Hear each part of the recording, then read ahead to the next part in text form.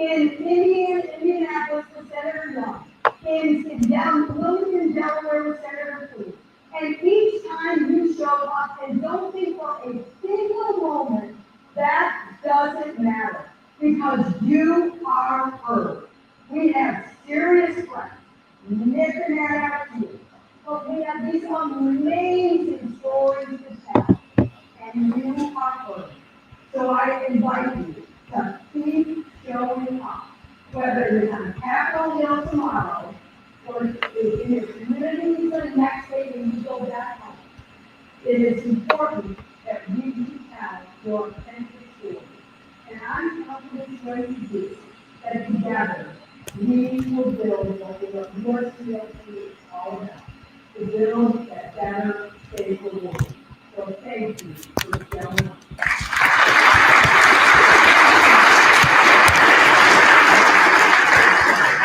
Now we have amazing programs today. We have smart leaders from both parties, the chairman of the Joint Chiefs of Staff. They're going to hear about source diplomacy, and you're going to hear about AI and its connection to development diplomacy, and so much more. And I promise you, you will not want to miss our closing speaker, who is so inspiring, a goodwill ambassador, Mary Baker. So we're going to start with a very special time and guest on the U.S. So it's my honor to welcome our first speaker, America's National Security Advisor. Now, anyone who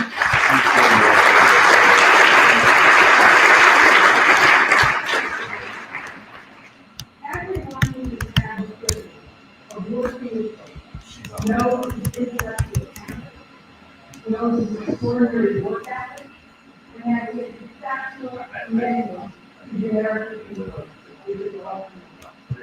I had the privilege of seeing this up front, going back to big days at the State Department, where he served as the Deputy Chief Staff Director for Clinton, as well as the Director of Policy and Finance. Perhaps it takes impressive experience working for a Supreme Court, for placing second in the 2000 World Debating Championship, with a strong Minnesota that makes him one of the most well-respected as well as well-liked national security leaders. For me, I'm really glad I never got to be here. And I'm so proud to welcome to our state a dear friend of U.S. and one of the most dedicated public servants who works every day to build a more just and peaceful world. Please welcome to the stage, Dave Sullivan.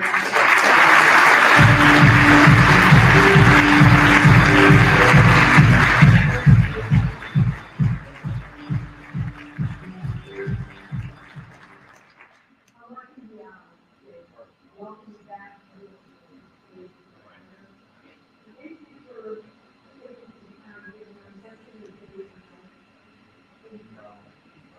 It is important sort of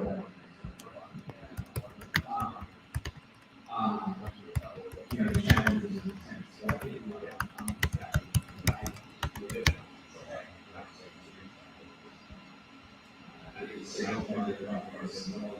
to come up with strategies to deal with this particular important session.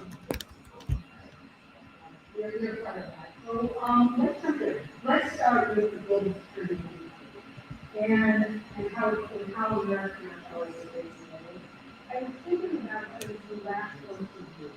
The world really has global challenges that are more complicated. As I said in my opening remarks, our adversaries are coming from character.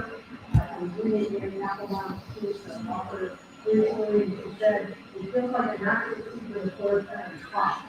So I welcome you to say what you think is data from America and what you think are serious challenges there for. Well, one of the starting points for President Obama is that the post-Cold War era has come to the point of non-competition. And that's it. maybe on our brains, so that what comes next reflects our values, serves our interests, and moves in ones of the world that shape form in our reflection and the reflection of our authoritarian. What makes today different from the last periods of geopolitics is that we don't have the luxury of focusing either on geopolitical competition or on the transnational challenges that affect us. We have to do both. And in that regard, actually, some of our biggest competitors are also countries we have to work with on those challenges, whether it's global macroeconomic stability, pandemics, climate change, so we call this strategic competition. It is not straightforward. It requires a multidimensional strategy that starts here at home. And one of the things that the U.S. Leadership Coalition has done so well is think about the connection between domestic policy and foreign policy. And investing in the sources of our strength at home is, for President Biden, the most critical thing we can do to set a platform of strength. And then it's allows partners, and then it's being able to actually deliver a value proposition that will lead the United States and other organizations to solve problems.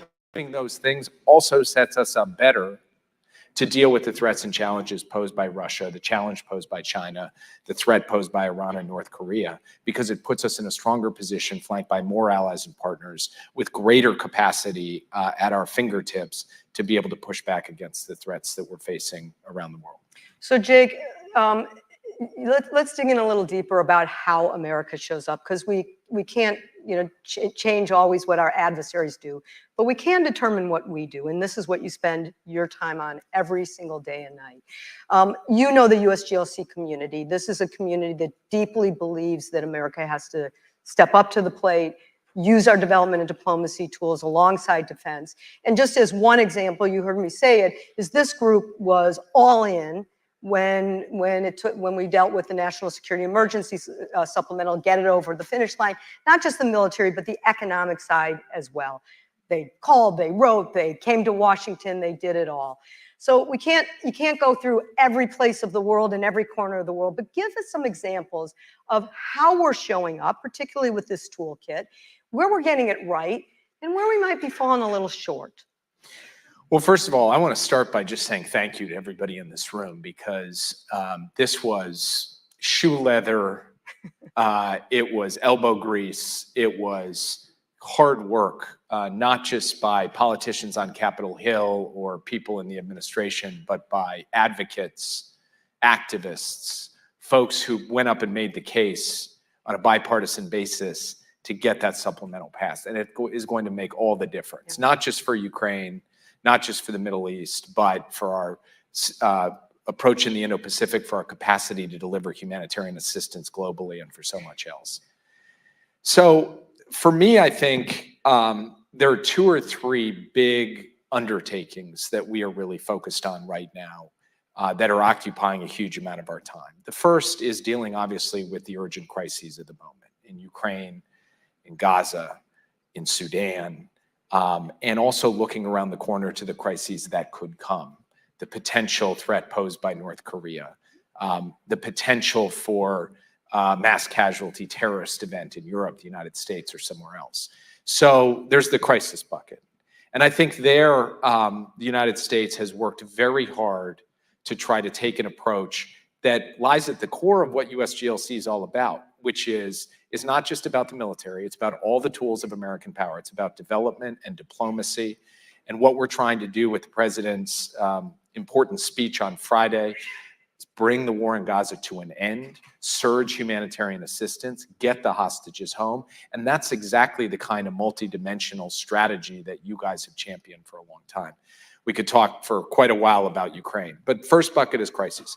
The second bucket is dealing with a rapidly changing world and making sure the United States and not our adversaries are writing the rules of the road for that. And artificial intelligence, for me, lies at the core of that. Will we remain on the forefront, both in terms of technological innovation, but also in terms of ensuring that artificial intelligence is used for good and that the risks of AI are managed effectively? And then the third, I mentioned the idea of a value proposition. How do we, the United States of America, working with international institutions, working with partners, and working with countries that receive American aid and assistance, come up with a better value proposition for the needs of those countries in Africa and Latin America and Southeast Asia, other places today, on infrastructure, on the clean energy transition, on technology deployment, on fighting corruption, and on basic development. And here we have tried to come up with some new strategies to be able to mobilize resources to address this. But I would say an area where we could do better, working with the Congress, is that we simply are not leveraging enough from the West in terms of financial resources. And it doesn't all have to be government dollars. Yep. It has to be the tools of government unlocking private investment to drive the kind of investment in Sub-Saharan Africa, for example. We had President Ruto here last week. This is going to be the way in which we actually deal with both our development and our security needs going forward. And those investments today will pay off 100-fold tomorrow in conflicts avoided, people empowered. And I would just say we have our work cut out for us. I make this case on the Hill all the time. You guys make it even more often. And frankly, you can't talk about with straight face about geopolitical competition with China and then not support these kinds of investments. And I just think we haven't stepped up to the extent that we need to. Well, we couldn't agree with you more. And you've laid out basically our whole rest of the day program. We're dealing with AI and showing some cases that how it's working with development and saying, you know, we're playing checkers and some of our adversaries and competitors are playing three-dimensional chess. And how do we up our game? And it's got to be public-private partnership. Let me go back to something you said first in the crisis, then I'm going to get to some of your later points. I want to drill down on a few of the crisis and Middle East I have to ask you about. Some of the premier specialists of your colleagues, I heard Secretary Blinken and CIA Director Bill Burns, two of the premier foreign policy experts in our country, said that throughout their whole career, the Middle East may be one of, if not the most complex right now among their career. I've lost track of how many times you've gone back and forth to Israel and the region. But as you said, the president on Friday gave this pivotal speech laying out his hope of the Israel plan, the three-phase plan, calling on Hamas and the partners to, quote, get it done. Are we going to see white smoke? Are we going to see a deal that lists the things you just said? The hostages' homes, particularly the 8 American hostages, surging of the humanitarian aid for the innocent civilians in Gaza, removing the military capacity of Hamas, and as the president said, a path forward for the day after. Where are we? So George Mitchell, who is a great hero of mine and did the peace negotiations between the parties in Northern Ireland, said that negotiations for ceasefires or for peace are 1,000 days of failure and 1 day of success. You fail every day at it until finally you succeed. And I believe we will succeed. It's a question of when, because I think at the end of the day, there is no alternative but to an enduring ceasefire, leading to a day after in Gaza, leading to a political horizon for Israelis and Palestinians alike. But can I tell you when exactly it's going to happen? I can't. And I will just say this. We've seen again from over the weekend from Israel a willingness to step forward and do a deal. And really, the eyes of the world now, all of those people who have been calling for a ceasefire for all of this time, they need to train their eyes on Hamas this week and say, it's time, come to the table, do this deal, let's move forward.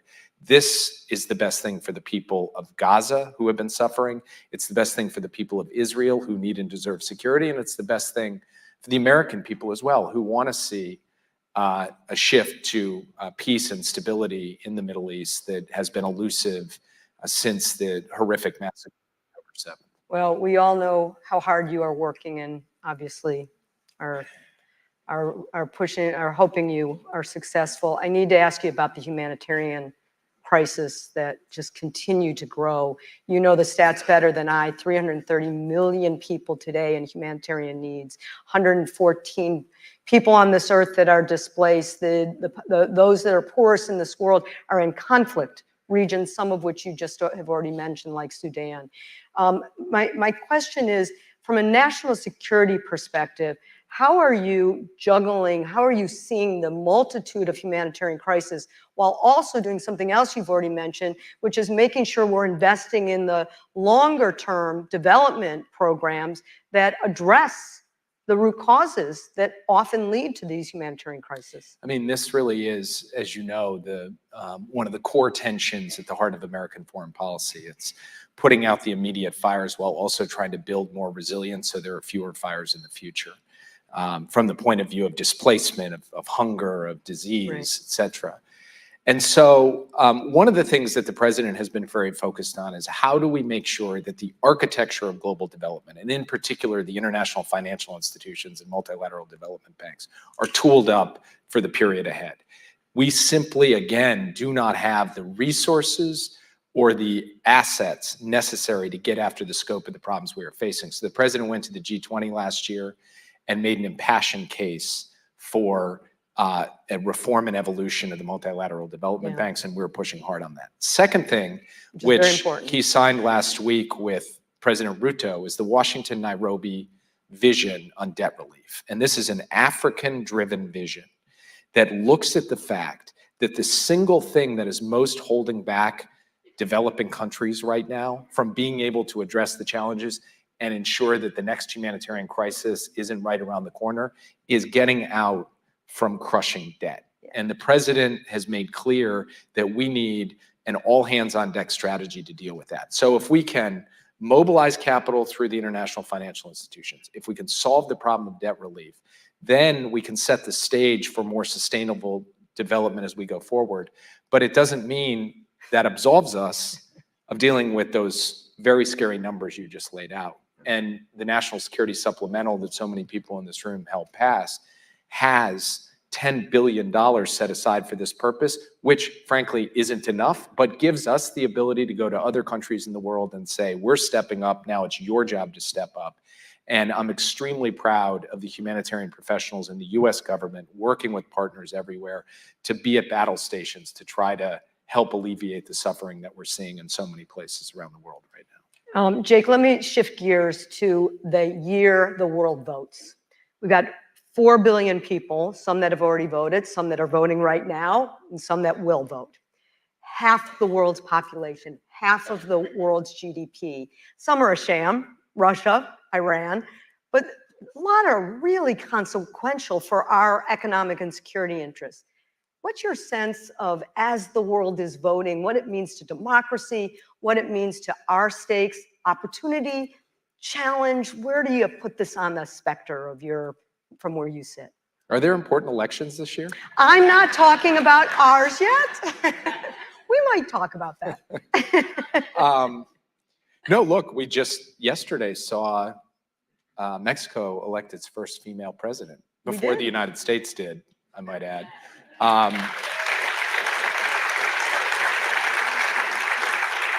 India's voting is coming to a close. We're seeing the European elections come up just next week. Every time you turn around, there's another significant and consequential election. And I would say two things about that. The first is that, and it goes to Anne Applebaum's very colorful quote, we are seeing authoritarian states, Russia among them, look to systematically interfere and undermine democratic processes in the rest of the world. And we do have to work closely with allies and partners to have a resilient pushback against that. Yeah. We are also seeing arguments in a lot of different countries that would take us backward about, how democracy doesn't work and the case against democracy that plays into a certain segment of populations in different parts of the world. But we also are seeing incredible enthusiasm and resilience among populations who say, I want my voice heard and I want my vote to count and I want a better future. And I think in the end, that is going to win out. And so in this dynamic year, with so much uncertainty about outcomes of elections in different parts of the world, all the United States can do is really try to stand on a platform that says we believe in the core tenets of deep democracy, and we're going to fight for them. We're going to fight to defend and protect them and advocate for them, even in the face of increasingly loud voices to the contrary. I hope you're right. You mentioned we could talk all day about Ukraine. We could, but I'm going to put a particular focus on a question for you on Ukraine. Later this afternoon, we're going to kick off something that we're calling a global economic hub. Your colleague Amos Hochstein is going to be joining us on the panel because we want to look at the question of how economic security is national security. Obviously, we are paying attention to what the White House and the administration is doing around the military and security side of it, but we're also very aware of the economic assistance being so important to Ukraine. Clearly, through the lens of economic security is national security. Can you talk about why the administration, why you felt it was so important that in addition to the military support we provided, that the economic security support is so important as well, and how this fits into this economic security is national security? Well, I would say three things about this. The first is, what is Vladimir Putin's strategy? It's to break Ukraine. He was not able to take Ukraine, to take Kyiv, so his goal now is to break Ukraine. Yeah. And we just saw over the weekend another catastrophic set of strikes, not against military targets, but against energy infrastructure in Ukraine to try to plunge it into darkness so that it could not have sustainable economic activity. And looking ahead to next winter, plunge it into cold so that the Ukrainian people suffer. It is a nihilistic strategy. It is a destructive strategy. But it is what he is trying to accomplish to break the country and break the will of the people. I don't believe their will be broken, but if we do not mobilize and marshal the collective effort of the countries supporting Ukraine, working with the Ukrainians behind sustaining their economic activity, sustaining dynamism and growth, then we're playing into Putin's hands. So that's point one. Second point is that there's a direct connection, and it goes both ways, between the military campaign and Ukraine's economic vitality. In one direction, Ukraine needs air defense in order to protect its skies from these missiles flying in. They need that to save lives, but they also need it to save their economy.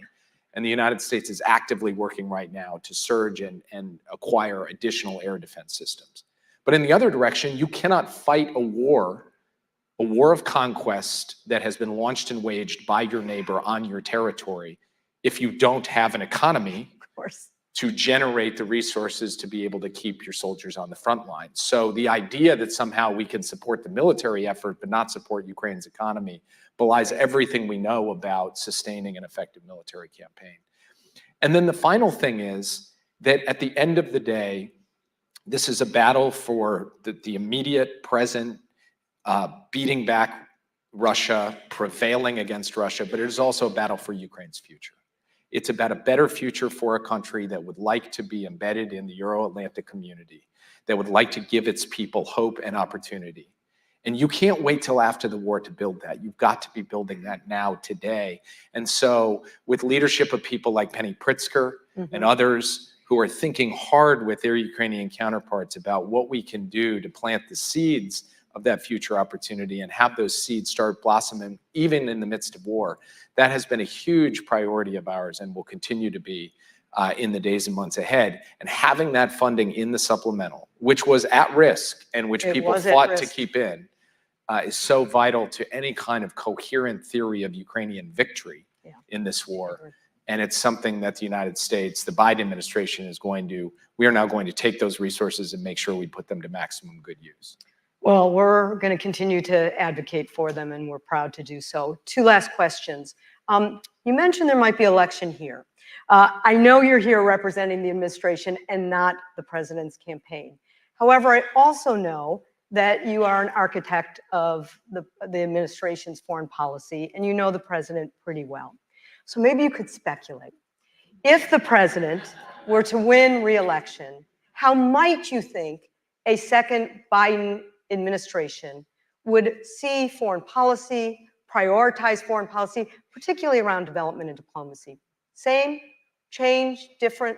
What do you think? One thing I would like to see, and it goes back to where I don't think we've gone as far as we could go, is a major initiative with the Congress aimed at truly delivering on the promise of unlocking resources for the developing world. And that has a few elements to it. There's actually resourcing the MDB reform effort, actually resourcing the debt relief dimension, actually resourcing these what we call corridors. You'll hear more about this from Amos Hochstein, where we're trying to identify places in the world where we can put together infrastructure, agriculture, energy, digital technology, and we've got the Lobito corridor running across Southern Africa. We just announced a major corridor in Luzon in the Philippines.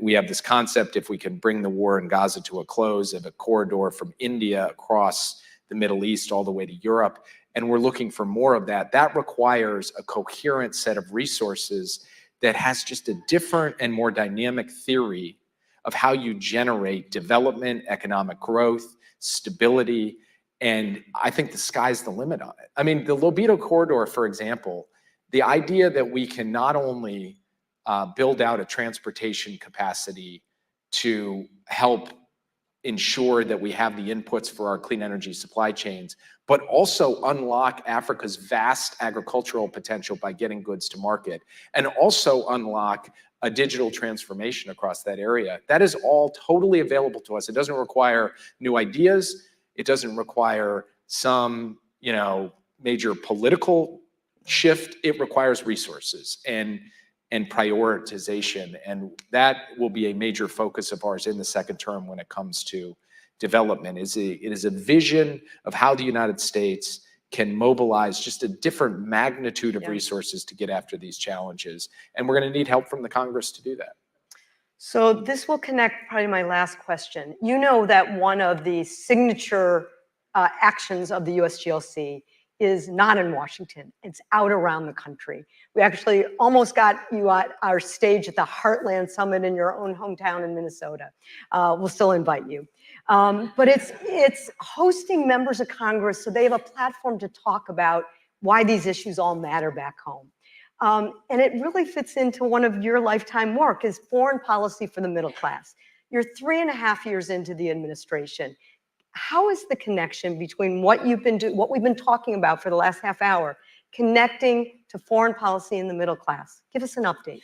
Well, so first of all, what does this mean? What it basically means is that when we make foreign policy decisions, are we putting front and center the question, is our answer something that is going to make life better, safer, and easier for working people, working families, middle-class people in the United States of America? And for President Biden, that is a North Star question that he poses for things that can seem abstract and far away.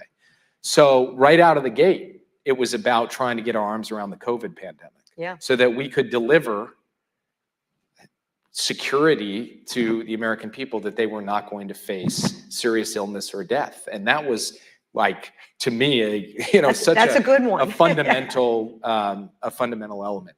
The second was how to think about connecting foreign policy and domestic policy so that we were marshaling national security, the national security case for the kinds of investments in the United States that create jobs, that revive communities. And that's true in the CHIPS and Science Act. It's true in the bipartisan infrastructure law. It's true in the Inflation Reduction Act. That's a coherent part of our foreign policy as well as being a central part of our domestic policy. And that's about delivering for people here at home. And then third, one thing I always tell people when they ask about foreign policy for the middle class, they say, okay, that's all fine and good, but what about the war in Ukraine?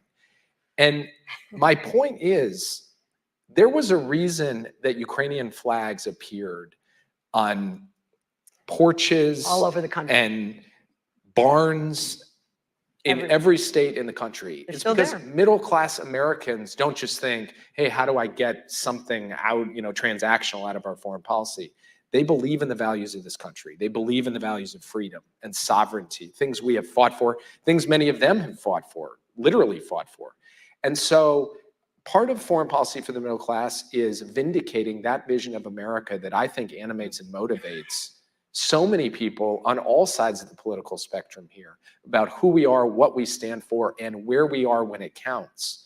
And so I do believe that our response to the war in Ukraine is part not some other thing. It is part of a foreign policy that delivers not always something tangible, but something deeply intangible but important, which is the sense of purpose and pride that comes from thinking we, the United States of America, can help a people somewhere else who shares our values and build a world that ultimately also will make us more secure, as we've learned through history. And so I actually think the weaving together of the major things we have had to contend with in the course of this administration really do bring home the values of foreign policy for middle class, and it's something I personally care passionately about. Well, we can tell. Ladies and gentlemen, please join me in thanking our National Security Advisor, Jake Sullivan. Thank you so much. Good to see you. Appreciate it. Ladies and gentlemen, please welcome to the stage USGLC co-chair Sean Callahan.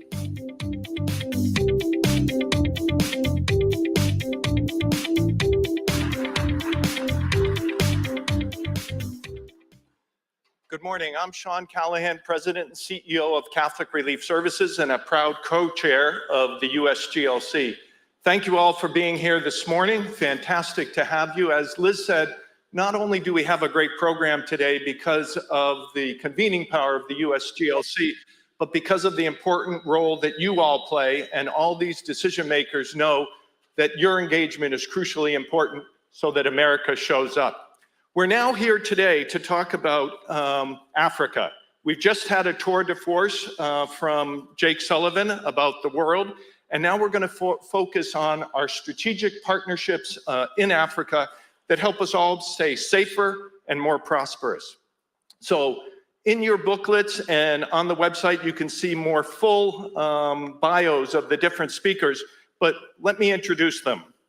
First, we have from Pretoria, in our ambassador to South Africa, Ambassador Ruben Brigady.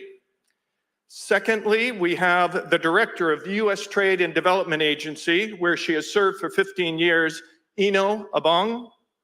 And then in Niger right now is Major General Kenneth Ekman, who serves as the U.S. Air Force and Director of Strategy and Engagement and Programs for U.S. Africa Command based in Germany. And we also have Ambassador Peter Pham, the former U.S. Special Envoy for the Sahel region and the Great Lakes region of Africa. He is currently a distinguished fellow on Africa at the Center of the Atlantic Council. Moderating this panel for our discussion this morning is Rosalind Brock, the Chief Global Equity Officer at App Global and a member of the board of the USGLC. Please join me in welcoming these guests.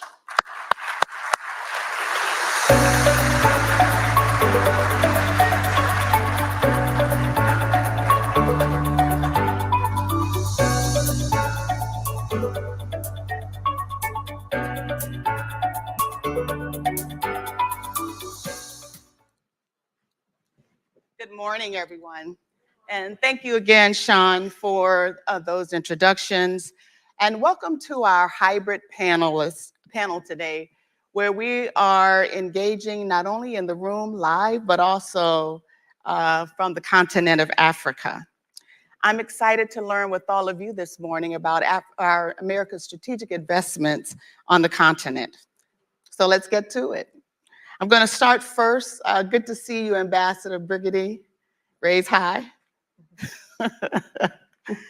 Who's joining us live from Pretoria, South Africa, with my first question regarding U.S.-Africa relations. Our conversation this morning built upon important progress in the U.S. partnerships over the past few years, especially at a time of increased global competition with China and Russia, including hosting Kenyan President Ruto last week for the first state dinner by an African head of state in nearly 2 decades. Vice President Harris took a significant trip to Zambia, Ghana, and Tanzania last year and announced $7 billion in private sector investments. The administration also launched the President's Advisory Council on the African Diaspora Engagement. And finally, the African Union has become or will become a permanent member of the G20, which South Africa will host next year. So my question for you, sir, is this. We'd like for you to set the scene for us. What is truly the state of US-Africa partnerships from where you sit? What are we getting right? And then where are we falling short? And then secondly, why is it important for the US to invest in our partners with African countries for our national and economic security? Ambassador. Sure. Well, good morning, good afternoon to everybody. And as my South African friends have taught me to say, all protocols observed. I bring you warm greetings from a chilly South Africa. It's great to see so many friends here on the panel. So, Rosalind, thank you very much for the question. Let me answer it basically in two ways. So first is that we take our direction from President Biden, who at the US-Africa Leader Summit in December 2022 said that the United States is, quote, all in on Africa. And he said it for a reason. I mean, it's certainly not a matter of simply humanitarian effort or charity. It is because the future of Africa is in many ways the future of the world. We will talk in more detail about what that means in terms of continental trends, but I can tell you, if you'll allow me, how we're operationalizing that here in the context of South Africa.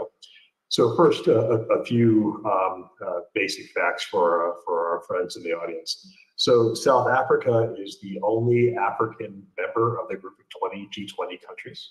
It is the most economically sophisticated country on the continent of Africa. It kind of goes back and forth with Egypt and Nigeria for first place in terms of overall size, but in terms of broad complexity, it is without question the most sophisticated economy on the continent. There are some 600 American companies operating here in South Africa, employing about 225,000 people and generating revenue roughly the equivalent to 10% of South Africa's GDP.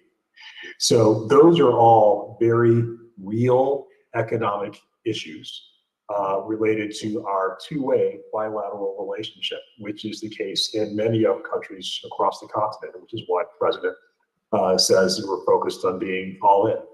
But I would also say that there are, of course, challenges. The United States and South Africa don't always see eye to eye on a wide variety of issues. And I have learned this beautiful South African phrase in my nearly 2 years of tenure here, and that is that we have to, quote, work to find each other and continue to engage each other as we work through a series of non-trivial issues to advance our significant bilateral interests. So let me tell you what some of those interests are and why they matter. So notwithstanding all those benefits I told you about South Africa, there are non-trivial challenges happening here as well. South Africa is a country of 62 million people with an unemployment rate of at least 35%. Say it again. Wow. Unemployment rate of at least 35%. Youth unemployment, as defined between the ages of 15 and 34, is 60%. And as a result of a series of challenges with the electrical grid and other infrastructure issues, GDP growth last year was just about 1%, far below the 5% that's needed in order to keep up with the growth of population growth. And there are other challenges as well. For those that remember, South Africa was the epicenter of the world's HIV crisis. 1 out of every 5 human beings on the planet that is HIV positive is South African. 20% of the world's disease burden for this disease is here in South Africa. And that's why the United States has invested some $10 billion over the last 20 years in partnership with our South African friends, both in government and in civil society, in order to blunt the pandemic. Not only because from a humanitarian perspective, we wanted to help save lives, but also because you cannot break the global pandemic of HIV unless you break it in South Africa. And so we have a very strong interest in doing that mutually. And so as we look forward to the bilateral relationship here in South Africa, you see many themes here in South Africa that are across the continent. The importance of partnership, the importance of working with our African allies, the notion that this is clearly a two-way beneficial relationship. and that, quite frankly, on everything from health to economics to humanitarian issues, it is in the interest of the United States that African countries succeed. In the context of South Africa, it's in the interest of the United States that South Africa succeed as a democracy that can deliver for its people. Thanks. Thanks so much, Ambassador. Next, we'll turn to strategic partnerships and Major General Ekman, who's joining us this morning from Niger, who recently asked for the U.S. to pull some 1,000 of its forces from the country, and just over 100 still remain in Chad. These U.S. forces were vital to the counterintelligence efforts in the region, and unfortunately, Russian forces are filling the vacuum in our absence. The question for you, sir, can you give us a threat assessment of the continent? What, where, and who is keeping you and your colleagues up at night? And secondly, how is AFRICOM participating with African governments to address these threats, especially in the light of complicated politics on the ground? Well, Rosalind, thanks for moderating this panel, and it's my privilege to join you from Niger, where my current job is to achieve the safe, orderly, and responsible withdrawal of 1,000 U.S. forces, as you mentioned. And then the follow-on to that is a redistribution of U.S. forces in West Africa, where our U.S. national security objectives have not changed. You know, you talk about the Nigerian and Chadian cases where Russians have become involved. Frankly, I'm not very concerned about that right now. They're there in small numbers, and the Russians have been longstanding security partners with both nations. I'll talk to more about Russian concerns here in a bit. I'm most concerned about the diminishing U.S. competitive advantage in a multipolar world among increasingly non-aligned partners in Africa. This sets the fulcrum for leveraging our AFRICOM means and ways as a posture-limited theater focused on security cooperation. So by direction, U.S. AFRICOM is a counter-VEO command. We're almost completely pursuing the disruption of select VEOs through partner-led, U.S.-enabled operations. Al-Qaeda and ISIS affiliates drive our focus primarily in East and West Africa, where we had some recent successes in East Africa last week. We prioritize averting these threats to the U.S. homeland and other vital interests. For China, our challenge is to discern which activities are contrary to our interests, like naval basing on the Atlantic coast, and which activities are benign or even constructive, like peacekeeping force contributions, infrastructure development, and loans. Most of this, when you deal with China, is not zero-sum in Africa. And then for Russia, our challenge involves providing a viable alternative to what they offer, operating alongside Russian forces and PMCs who pursue separate but related security objectives, and then maintaining access and influence despite state capture. That's an area where we're still trying to figure out how to do it with an increasingly non-aligned Africa. In terms of how we're addressing this with partners, in light of the complicated politics on the ground, just a few things. We partner with African militaries by playing to U.S. strengths, which are distinctive. AFRICOM has immense convening power for exercises. As an example, we just completed Exercise African Lion, which involved 8,100 forces from 27 countries, conducted in 4 locations to build interoperability and capabilities.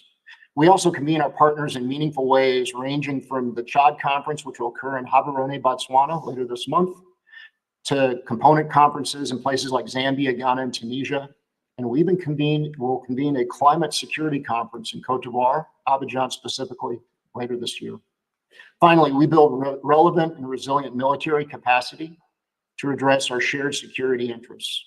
Those are backed by education and training programs that put a premium on rule of law, human rights, and civilian control. Now, as you know, the politics do complicate our access. Our goal is to deny our strategic competitors the benefits of exclusive access and influence in any country in Africa. The rest is by degree. Thank you very much, sir. Now let's turn to the stage now for Ambassador Pham. Let's talk about the Sahel. The Sahel is a region stretching from Senegal to Sudan and is experiencing desperate poverty, conflict, climate change, malnutrition, and violence. Specifically in Sudan, it's facing the worst humanitarian crisis in the world. I was just shocked when I read the statistics that more than 8 million people have been displaced, and 18 million are facing acute food insecurity, and it's believed that more than 700,000 children are severely malnourished. And yet, these headlines don't seem to be breaking into the news cycles. So, sir,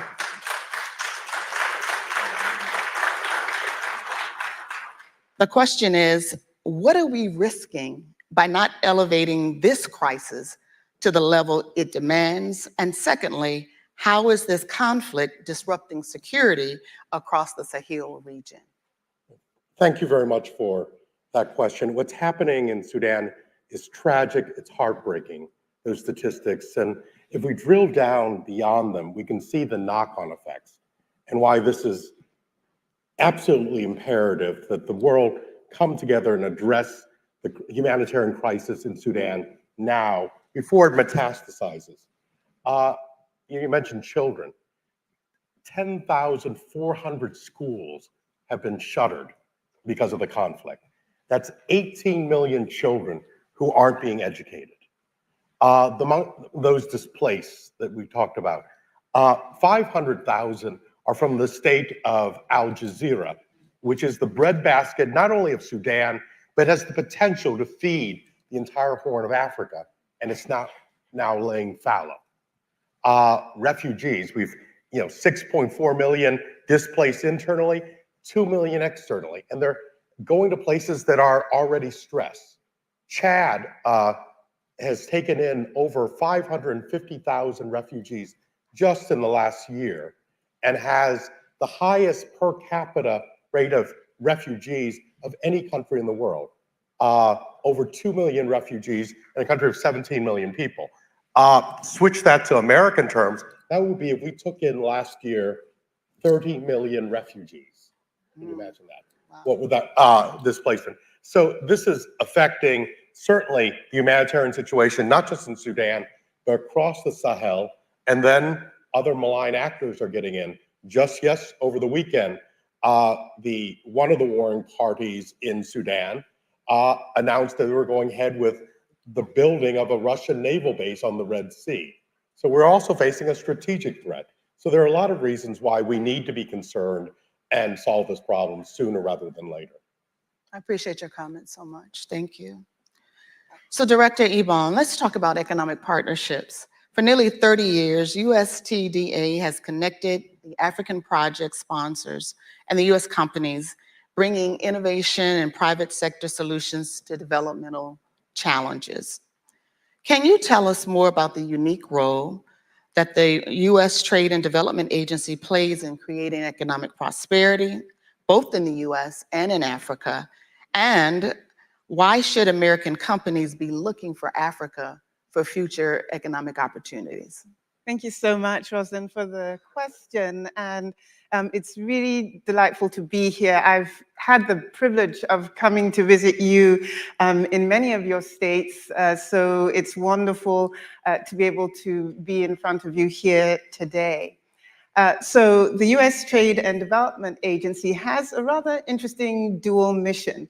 We are tasked with supporting the development of high quality, sustainable infrastructure in emerging economies, and in the same time, providing export opportunities for US companies to the projects that we support. Think about it as the practical application of the foreign policy for the middle class that National Security Advisor Jake Sullivan and Liz Schreier were just discussing. It is a very tangible way in which we meet those two needs. So we focus on areas of priorities for our emerging country partners, but also where the United States is strong: clean energy, transportation, digital infrastructure, and healthcare infrastructure. And how do we do our work? We look for gaps and try to fill them. So to stand up an infrastructure project at large scale is extraordinarily expensive. Even before a single shovel is put in the ground, a project developer can spend millions and millions of dollars. So this is where the US Trade and Development Agency comes in. We provide grant funds for feasibility studies, technical assistance, pilot projects, the kinds of activities that can well define an infrastructure project, but also access financing, mobilize capital for that project to be stood up. It is also important for competition, because if we as US companies are in early, and a US firm will always do that project preparation work, then when it comes time to implement, we stand a good chance of competing. We stand behind the quality of our innovation, our solutions, our technologies. And actually the model works, because for every grant funds, of every dollar of grant funds that we provide, we see currently a return of $231 in US exports. Over the time frame of the agency, which we were founded in 1992 as an independent agency, we have seen $119 billion of exports to the projects that we support. So you can do good in the support of quality infrastructure, and you can absolutely have economic success at home, export support jobs. And so this is why we do what we do. So why should American companies be interested in investing in Africa? Quite frankly, the scale of the opportunity. We know there's a well-worn statistic. 95% of consumers are outside of the United States. Africa has the fastest growing population, especially young people. And so that scale of economic growth, population growth, there's a huge push to integrate both regionally and across the continent. And that kind of integration is going to produce so much opportunity, and we need to be there. Great, thank you so much. Let's turn back to Major General Ekman. Top military leaders and veterans are some of the first to call for investments in diplomacy and development and progress to keep our service members out of harm's way. Over recent years, Congress has heard testimony from America's leading military voices, combatant commanders who oversee continents and engagements arenas across the globe. General Langley of AFRICOM told Congress that we need, quote, a 3D approach, which is a toolkit of 1, diplomacy, 2, development, and defense to advance America's interest abroad. So drawing on your experience, why are America's diplomats and civilian international affairs agencies such critical partners with our military to address the global threats our nation faces today? Rosalind, since General Langley made that statement, he just released our theater strategy for the period 2024 to 2033. The central theme for that strategy is promoting unity of effort to build 21st century partnerships. The strategy acknowledges AFRICOM's supporting role for diplomacy, development, and other U.S. interagency departments. It also places African partners at the center of the African partner-led, U.S. and ally-enabled application of our means and ways. And so to answer your question, our interagency partners lead. Diplomacy leads by definition broadly in the conduct of our foreign affairs. And in Africa, it leads specifically for the purpose of strategic competition and also to address foreign disinformation, which is rampant in Africa. Our interagency partners are also preponderant. So just to give a couple examples, the Department of State does more grant security sector assistance than the DoD does. Their proportion of Title 22 funds to educate, train, and equip our partner nations is much more than what AFRICOM through the DoD provides. And then USAID allocates $11 billion per year to Africa for development and humanitarian assistance. And so these partners, these 3D partners, build bilateral ties, and they address the underlying conditions. As DoD, we enhance those ties, certainly, but ultimately we enable our partner militaries to address the symptoms. Thanks for your question. Thank you, sir. Director Ebon, let's talk about digital infrastructure. USTDA is one of those critical partners working on the continent, and it recently signed an agreement with a semiconductor facilitation facility in Kenya as parts of the CHIPS Act. this partnership and other digital infrastructure programs it's implementing around the world will diversify the digital ecosystem and create linkages to the digital infrastructure supply chain system. Can you tell us more about this work? And what types of partnerships are needed to bolster this infrastructure to keep America safe? Thank you so much. Well, this all stems, I will say, just to provide a little bit of context, in the Biden administration's launch of a Digital Transformation with Africa initiative, which was launched during the Africa Leaders Summit at the end of 2022. And we have all been in the interagency working diligently to bring results to that initiative. As the Major General mentioned, we are working in partnership with our sister agencies. So the work of USAID in opening the digital, to being able to sort of actually attack that digital divide, particularly amongst gender, amongst women, through an initiative with the Gates Foundation, work that we have done, work that DFC has done in financing data centers in 3 countries in Africa. All of this work is happening to make sure that we ensure our security. And I'll tell you how. For us, we have worked in this area of fiber optic cables. It's very important. A lot of data is sent through these systems. And so to be able to secure that with partners in Africa is key. And I think I would also be remiss if I didn't mention the use of technology like Open RAN to help rural access in remote communities, projects that we are working on as well. So the whole digital infrastructure space is a critical one. It is one of security, but it's also one of access. And the access that communities will be able to achieve helps that economic growth. Great. Ambassador Pham, we've seen a spat of coups across the Sahel and a challenge to democratic ideals. Can you quickly tell us, why are we seeing this democratic backsliding in the Sahel region? Well, not to condone coups or extra constitutional changes of government, but one needs to look at what came before. And in many cases, when I was special envoy for the Sahel, one mantra that I kept repeating was that there will be no solution without resolving the crisis of state legitimacy. That having governments in place that provide basic services, protections to their citizens and are able then to have their loyalty. And unfortunately, that's an ongoing iterative process. And so we need to look at that and take that into account. And certainly security is a great, many of these cases, these juntas that seize power are popular, at least at the beginning. They offer a simple solution. Now, I would argue it's not sustainable, but it's an easy solution.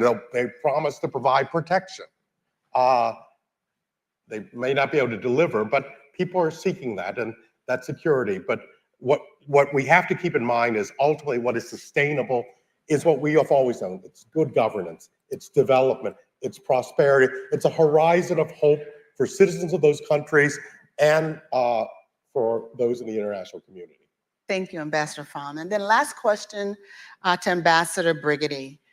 Continuing with democracy, South Africa just held its presidential elections last Wednesday.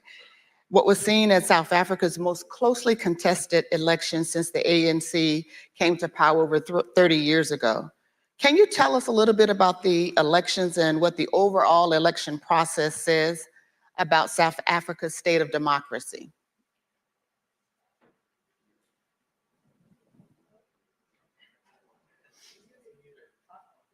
You may be on mute, sir.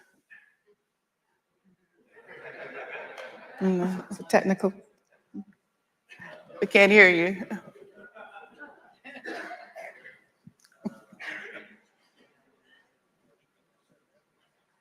I think we're having technical difficulties at this time. Should we go to the... So I'm not sure if we're going to get you back, but I'll close for you. How about that? Thank you so much for being here to all of our panel. Let's give them a big, big round of applause.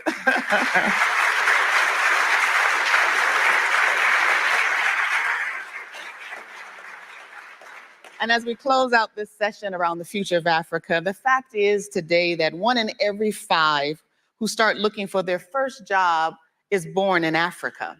And by 2050, it will be 1 in 3 workers in the world on this continent.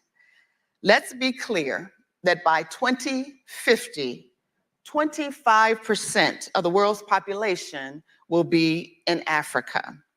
And so the question that remains for us is this: with these staggering statistics in mind, why is it so important, or why must we invest in the future of South Africa and the African continent now? Thanks so much for being here with us for this panel.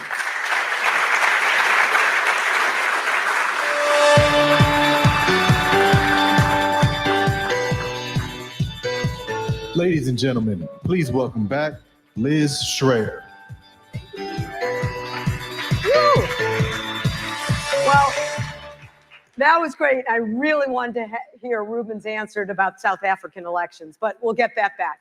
So we have a few pop-ups, and this is one of them. Thank you, Rosalind, and the rest of them.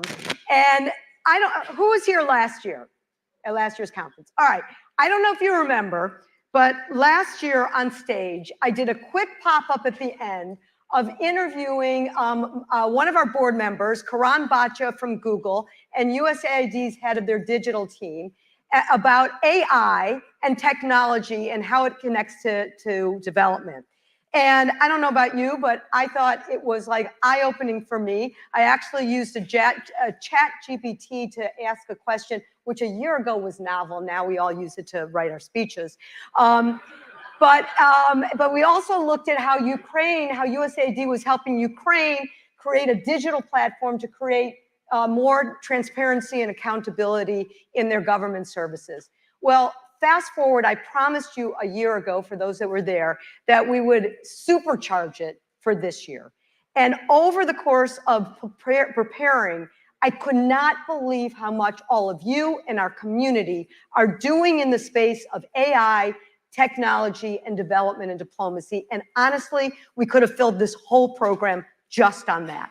But instead, because we have so many other things, you're about to meet shortly the chairman of the Joint Chiefs of Staff, but instead what we're going to do is these pop-ups. And my very clever colleagues created something called 5 by 5, and it's 5 experts you're going to meet in 5 minutes each to tell the future in 5 years, their outlook of how AI and tech is being used in development. So get ready. Or as Back to the Future, one of my favorite movies, said, where we go, we don't need roads. So ladies and gentlemen, meet our first 5 by 5, Bill Eggers, Deloitte's Executive Director for Global Government Insights. Bill, come along for the ride. All right, now here's what I'm going to tell you about Deloitte. Deloitte has been, if you don't know this, has been one of the leaders in this space, particularly about USGLC's issue. And Deloitte has been one of our partners in really helping create this whole 5 by 5. Deloitte has worked with State Department, USAID, US Trade and Development, who you just heard from, and on digital technologies, particular digital infrastructure, to address global development issues like hunger, climate change, sustainability. And so, Bill, this is a really smart audience. But if you're anything like me, we might need a little help on a couple things, like digital public goods, digital infrastructure, but particularly what it means to development and diplomacy. So like places, I know you've been working in Ukraine, India, and so I'm gonna give you the stage. The other ones I'm gonna interview, but you get a Bill talk, kind of like a TED talk. You got 5 minutes. Bill, awesome. The stage is yours. Good luck. Okay, so it's time to talk technology. So take off your ties, pull on your hoodies, grab some Mountain Dews. Are you ready? So I want you to visualize the most successful technology in human history. Now think about it for a minute. What comes to mind for you? Now, many of you might have thought of the light bulb, the wheel, or the internet. But I'd argue that the most successful technology in history is right here in this photo. What is it? Not the car, not even electricity. It's the alphabet. When you look at this picture, you don't say, hey, that's an innovative use of the alphabet. You just instinctively read the signs. Now, this might come as a surprise, but as Mark Weisler eloquently puts it, the most profound technologies are those that disappear. They weave themselves into the fabric of everyday life until they are indistinguishable from it. The alphabet is a prime example of this, becoming a fundamental part of our communication and knowledge sharing. Now, today, AI is all the hype, often called the new electricity, a general purpose, extraordinarily powerful technology. With the launch of ChatGPT, AI's impressive capabilities are now available to hundreds of millions and billions of consumers for the first time. It sparked a wave of rethinking about what was possible with AI, and now AI is on everyone's mind. It's what we all can talk about. Now, we've identified over 100 instances globally of governments achieving 10x improvements, often driven in part by AI. With AI tools and advanced business practices, governments globally have dramatically cut down wait times, simplified processes, facilitated innovation, improved citizen experiences, and saved government workers from endless hours of more boring menial tasks. And these are just a few of the examples that we've identified. But to realize these kinds of improvements, AI depends on ubiquitous background technologies like cloud, data exchanges, and data centers. Think of these as the modern equivalent of the alphabet. Now, just as roads are crucial public infrastructure that enable physical connectivity and commerce, digital identity systems, data exchanges, and payment systems, these serve as the digital public infrastructure, enhancing customer experience, fostering innovation, and delivering inclusive services. These data exchanges that can connect different systems with a shared language. They allow for smooth, safe, and consent-based data sharing among governments, industry, and nonprofits.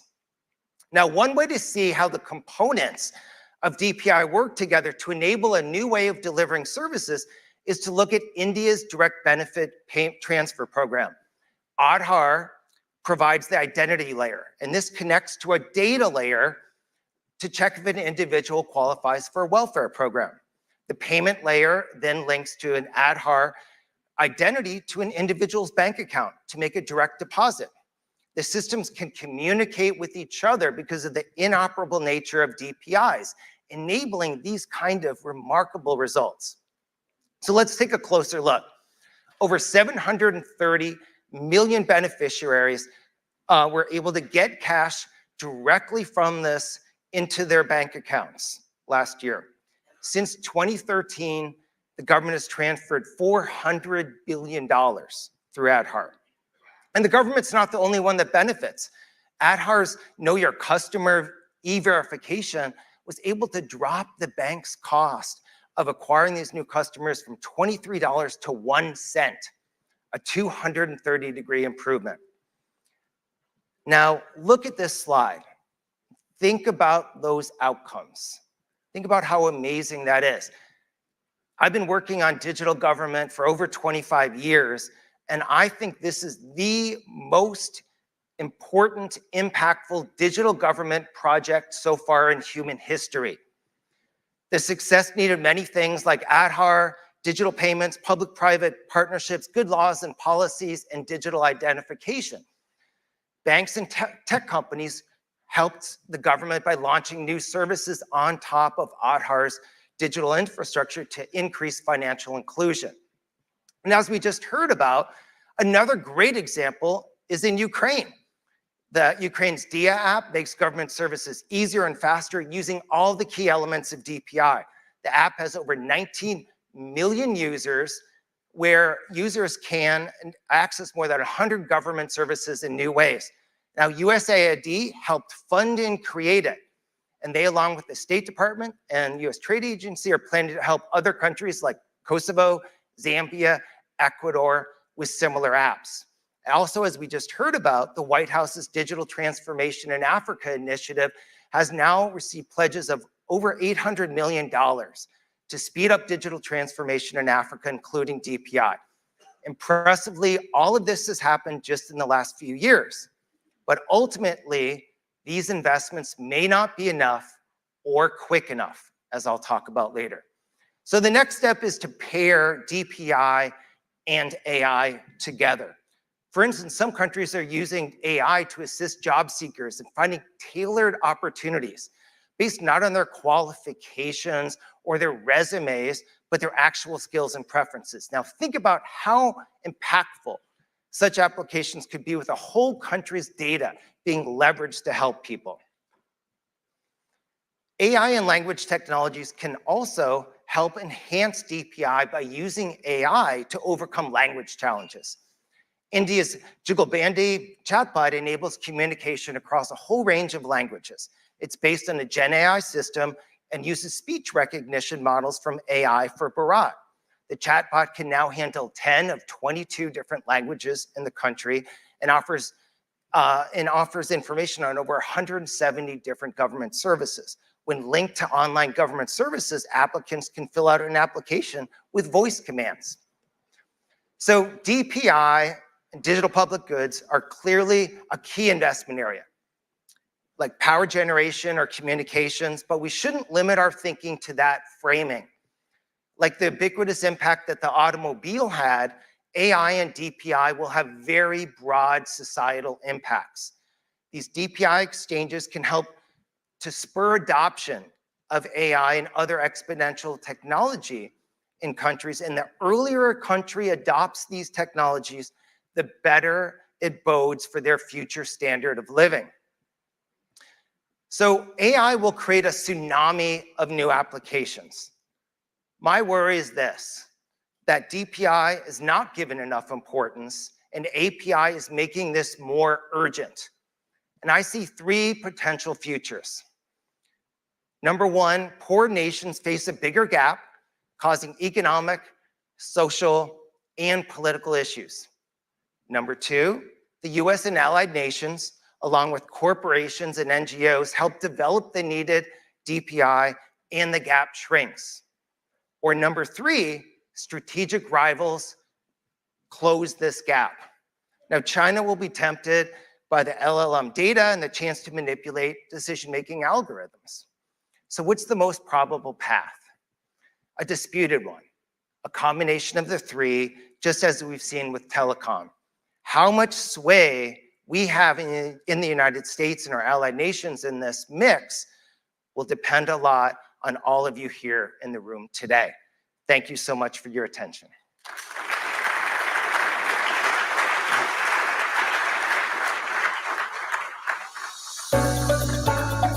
Ladies and gentlemen, please welcome back to the stage, Sean Callahan.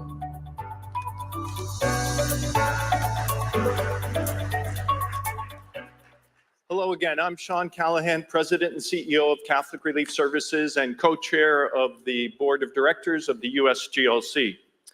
It's my distinct pleasure to introduce an esteemed guest who's going to lead us in a conversation on a national security approach for the 21st century. General C.Q. Brown, Jr. is the chairman of the Joint Chiefs of Staff. As chairman, he serves as the nation's highest-ranking military officer and the principal military advisor to the President, the Secretary of State, and the National Security Council. General Brown was commissioned in 1984 as a distinguished graduate of the ROTC of Texas Tech University. He has served in a variety of positions at the squadron and wing levels and in command pilot with more than 3,000 flying hours, including 130 combat hours. Notably, General Brown has commanded the fighter squadron, the U.S. Air Force Weapons School, 2 fighter wings, U.S. Air Force Central Command, Pacific Air Force, and served as Deputy Commander of the U.S. Central Command. Prior to his serving as chairman of the Joint Chiefs of Staff, General Brown was the Chief of Staff of the Air Force. I hope each of you feels comforted after hearing that about General Brown, that we have him as our leader. Ladies and gentlemen, please welcome General Brown and Liz Strayer.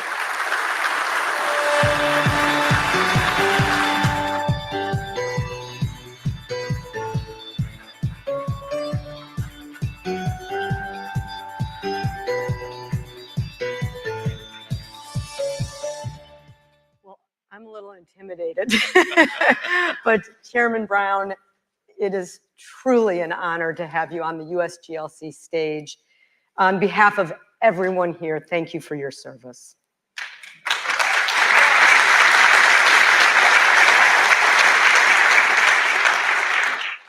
As I told Chairman Brown when we just said hello, it's such a privilege to have you join the USGLC. We have had the great honor of hosting many of your predecessors, Admiral Mullen, Generals Dempsey, General Myers, who I think is here. I haven't said hello yet. General Dunford, General Milley, and to have you is in addition to the honor. We want to talk about some easy topics like the state of the world. But if you won't mind, can we start talking about you? You come from an extraordinary military family. I know your grandfather served in World War II. Your father served in the Vietnam War and commissioned you as an officer. So I thought I would ask if I could, when you were in the Air Force, there's a beautiful picture of you and your father. When you were in the Air Force ROTC program, I can imagine that you probably didn't expect that so many years later you would be sitting here as the highest ranking military official in our country. And so take us back at that time to think about imagining that. But also I have to ask you, 8 months in to this position, how's it going? Well, first of all, it is a real honor to be here and represent the 2.1 million men and women that wear our uniform. You're right. I never imagined, matter of fact, the whole reason I'm in the military is this was my dad's idea when I was in high school. He told me 4 years in the military will not hurt you. 39 years later, here you are. And so he encouraged me to apply for ROTC scholarships. He taught ROTC after his second tour in Vietnam. And it was a way to pay my way through school. I almost quit ROTC after the first semester. As I talked to my dad, he mentored me and I stuck with it. I was going to do 4 years and get out. My degree's in engineering. I planned to be an engineer in the Air Force, do my 4 years and move back to Texas. I got a ride in a T-37, one of our trainer aircraft at the ROTC summer camp. And I said, that was a lot of fun. I think I want to do that. So I changed my mind, decided to become a pilot. And so 39 years later, I didn't use much of my engineering degree and have not been assigned to Texas. Last time I lived in Texas when I graduated from college. Yes, how's it going? Let me first say that I have extreme confidence in our joint force. Mm-hmm. I have extreme confidence in our men and women in uniform. And I also think that our military prepares leaders for the roles that they get put into. And I've been well prepared by all the positions I've had, the mentors I've had, those I've had a chance to serve with as I've come in it. Because you don't know what's going to happen when you come into jobs like this, or that you will have this opportunity. You know, as I came in, I laid out some expectations for the joint force in a memo on 2 October. I took over on 1 October. And I had 3 expectations. First, honing a warfighting skill has primacy in all we do. Second, to modernize and aggressively lead with new concepts and approaches. And third is trust is the foundation of our profession. And that's kind of laid out where I want to go as the chairman and where we want to work together as a joint force.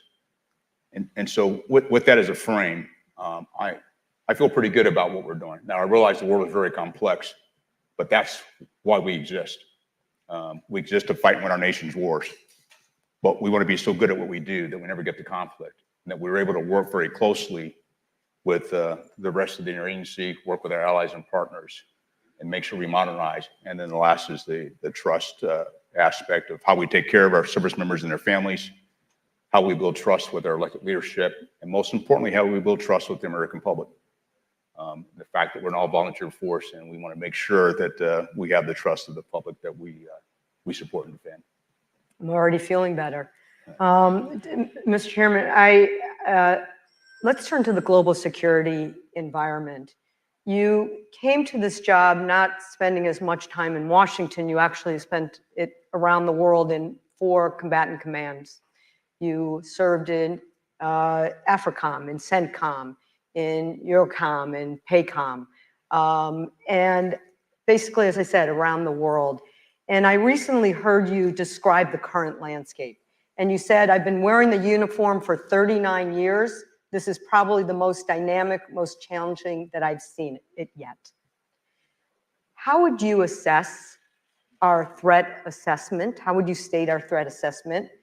I know this is unclassified, of course, but the global security environment, and what are the current state, how do you see the current stage in the global arena? Well, the thing I really do think about is when you look at our national security documents, our national defense strategy, not only in this administration, but also the previous administration, we laid out 5 challenges: People's Republic of China, Russia, Iran, North Korea, and violent extremists. Mm-hmm. And when you look at all 5 of those, all 5 of them are active at the moment, and in some aspects working together. And you see that, particularly when you look at what's happening in Ukraine, how Russia has invaded unprovoked into a neighboring country. There is some support from the People's Republic of China, Iran providing capability, as well as North Korea. And then we have violent extremists that continue to operate around the world. And so when you think about all that, it does make the world more complex. But I will also tell you is the dialogue among our allies and partners has increased. And that's, I think, one of the areas I see most important. Having served in NATO in a couple of different jobs, NATO is stronger, not just because you have 2 additional countries, but just the dialogue within NATO is even stronger.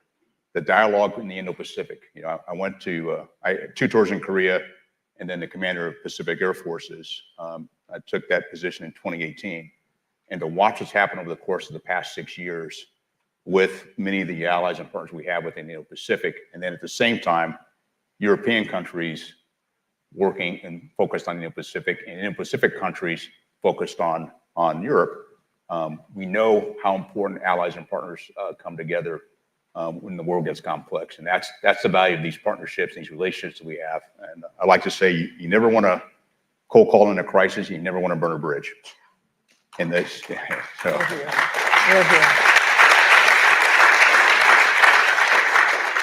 Chairman Brown, one of the questions we've already started talking about today is how America shows up, is what are we going to do about these global crises? And I noticed in your confirmation hearing, you spotlighted the roles of all the parts of government. And you said something that really that struck my ear. You said, it's not just what the military does, it's what we do in the diplomatic space, the information space, economically. It's all the things work collectively together. It's a common refrain, actually, we've heard, we were just talking about it when we said hello to each other, about that from other combatant commanders who speak on Capitol Hill when they testify. And it reminds me of former Secretary of Defense Bob Gates, a good friend of USGLC's, who actually wrote a book about it. He called it Symphony of Power, where he lists chapter by chapter of how we need to be investing in the economic and information and development and diplomacy. Why is this whole of government approach so important to you that you speak about it, of using the tools of development and diplomacy alongside defense in order to keep America safe and secure? Well, as you highlighted, I've spent, although I've had 4 assignments here in Washington, D.C., I spent most of my time as a general officer not in Washington, D.C., until I became the Chief of Staff of the Air Force. And I worked in a number of our combatant commands. And as I've done that, I've spent a lot of time in our embassies around the world. I spent a lot of time with our allies and partners. I'm a big believer in collaboration. I know that we cannot do all we do as a military by ourselves. And the value of our partnerships with the interagency, the value with our allies and partners are really so important. I, by nature, I like to collaborate. I like to work with other people to solve problems. And, that collaboration is key. I think, Secretary Gates, the title of his book, and I talk about this, we want to be more symphony than garage band. I like that one. I hadn't heard that one before. If you think about it, you want to be doing things in concert where all parts of our government are working together, from a military, diplomatic, information, economic, all these work very closely together versus, it is a pickup, we show up once a week and then we're all out of tune. We got to make sure that we're doing things in concert. And the way we do that, again, it's all about relationships. And we want to make sure that we've actually gone through the steps, worked together, built those relationships, looked at and I think the other thing I value is the different perspectives that come from different parts of our agency and our allies and partners, because they see things a bit different than we do in uniform, and the value of us being able to, hear each other's perspectives and then know that there is a Venn diagram of where we agree and that we can move things forward. And there'll be some areas that we probably see a little bit differently, which is okay. But that friction actually helps us to, identify areas of risk and things that we need to be focused on to be able to move forward. It helps us to look at things with our eyes a little wider open because of the dialogue we have. Can I ask you about this allies and partnerships, which I've heard you speak about as so important? My math is probably off, but because it's a stat from last month that I saw in 7 months, you've had more than 160 engagements of your counterparts among our allies and partners. And this is a big issue that we talk about when we go to Capitol Hill. Are our allies stepping up? We've got the 75th NATO alliance this year, celebration this year. And we've talked, when we were talking about the national security emergency supplemental, we made the point that for every $1 that America's paying, that Europe is paying $4. So we make that argument all the time. From your perspective, are our allies doing enough? And a second part to that question is, when you say allies, I think you're also talking about more than just government to government, how private sector and nonprofits fit in. So both questions, are allies doing their part, and how do you expand allyship partnership? Yeah, most definitely. So the thing I do think about is, first of all, is the role that we have as the United States, because our leadership is valued. It's watched, and when I talk to our allies and partners, they often want to know what we're going to do, and they will step up as well.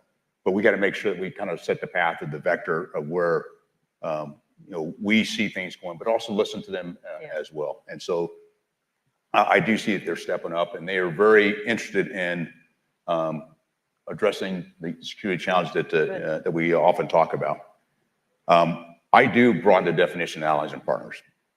Because it's very easy for those of us in uniform, we talk about allies and partners, we often talk about military and the alliances we have from a national security perspective, but it's the allies and partners we have within the agency, it's the allies and partners we have within industry, and I also think about how I look to broaden the definition, because for a particular country, we may have a good military-to-military relationship, but there's also, and sometimes a very economic relationship, but I may not appreciate as a military member. And I don't want to walk into something and then, upset the whole apple cart because I don't fully understand and appreciate it. So I purposely try to make myself smart. My goal is to go home smarter every day than when I came into the office. And so I'm always focused on how do I better understand with these allies and partnerships so we strengthen our security collectively across the board. So I want to shift to something that I heard you say last month. You said, we can't predict the future, but we can shape it. So I'm going to take you to Capitol Hill, but I promise I won't be political. Because you've been a really loud and vocal voice on national security resources, and particularly around the risk of a continuing resolution, failure to predict budget resources. Now, it will not surprise you that USGLC has been pretty vocal about the same thing as it relates to the civilian national security resources. And we have a mutual friend. His name is General or Secretary or just Jim Mattis. Right. And he famously, I happened to be on Capitol Hill that day when he was in uniform and he went in front of the Armed Services Committee and he famously said, if you don't fund the State Department fully, I will need more ammunition. So he agrees with us. Why are you out there talking about the importance of needing resources, if you can comment about this, both, again, whole of government, in this national security toolkit and the risk and danger of these constant continuing resolutions, which we've been in this cycle for years and will probably be in one this year? Well, the thing I've talked about here most recently, I've been a general officer for 15 years. So I've been on 1 star 15 years ago. In those 15 years, 1/3 of our time has been under continuing resolutions. Yeah. Oh. So 5 of 15 years. Oh, 5. When you think about our adversaries, they're not taking a break. If you're running a race, you don't want to keep running a race. You don't want to take a break every third lap and let your adversary to continue to progress. I think the key part that is important to us is the consistency in funding, the predictability in funding helps to build trust. And that trust for us actually helps drive down costs when we work with our defense industrial base, or for any other part of the government, you actually can't predict what you're going to do. And once you are able to drive down that cost and do things more effectively, for the warfighter, we get capability much faster. You can't do that if it's a little bit of a roller coaster ride for industry, and they're trying to maintain a workforce, maintain their facilities, and get us capability. I would say the same thing for all other parts of the government. You're trying to determine how to do things. You can't do that if you don't know what the future looks like. And if we have predictable funding, that gives us a bit of a consistency so we can plan and then we can go execute. And that's going to be important for us going forward, not just for the Department of Defense, but I'd say really across the entire government. So let me turn to some hotspots in the world. One of which we've already mentioned, but is the situation in Ukraine. I talked to National Security Advisor Jake Sullivan just about an hour ago. This is a group that, as I said, has rallied pretty aggressively on the supplemental, as much on the military side, but the economic side. What do we lose if from a military, from your point of view in the world, if Ukraine is not successful? Well, the key part here is that I do think about is that what happens in one part of the world does not stay in one part of the world, and it sets it can set a cascading effect of a country can invade another country unprovoked. Mm-hmm. And the work that we do, not just the United States, but I would say the number of nations that support Ukraine help Ukraine defend itself. And we found that when Ukraine has been resourced, they've been fairly effective against a larger, supposedly more capable military. And the key part here is, my hat's off is to Ukrainian people that they're willed to defend themselves, and we got to stick with them. And I think not just for the United States, but really for all of those that have an interest, it sets the, I'd say the framework for how we look at global security. And that's what's at risk. Because if we don't pay attention to it here, it could happen someplace else around the world. And those are the things that, why we have to step in collectively in support of Ukraine. One other kind of broad hotspot that we're going to be talking a lot about today is just the fever pitch of these humanitarian crises. One of our partners, the International Rescue Committee, put a list out at the beginning of the year of the 20 most watched humanitarian crises. And as I looked at those lists, 8 out of 10 are in Africa alone. There are countries, as you know well, we just had an Africa panel, that are all conflict zones. Sudan, DRC, Ethiopia. And I feel like they're the humanitarian crisis of today that are the emergency crisis of tomorrow. How do you look at these humanitarian crises through the lens of a national security emergency crisis of tomorrow? Well, part of this is for us to have a good understanding as military members of each one of these humanitarian crises becomes a seed for a security crisis at a later date. And what you want to do is actually work very closely with our diplomats and other non-governmental agencies to help support so you can actually decrease the potential for a broader security incident. If we don't pay attention to it now, it becomes a challenge later.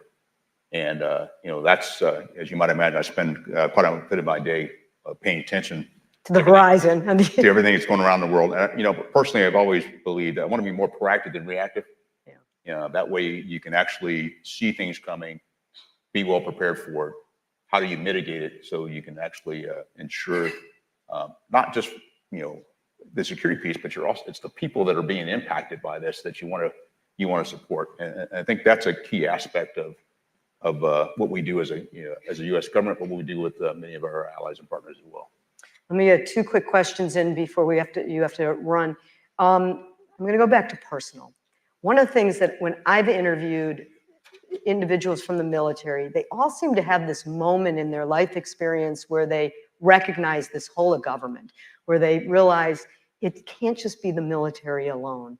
Is there somewhere in your 39 years where you said, now I see, it's not just in uniform. We have a lot of veterans in the audience, and we started a program called the Veterans for Smart Power, and it was really a young Marine from Iraq who he told me a story, he pulls up to a village and he meets an elder, and he says, look at all the convoy I have.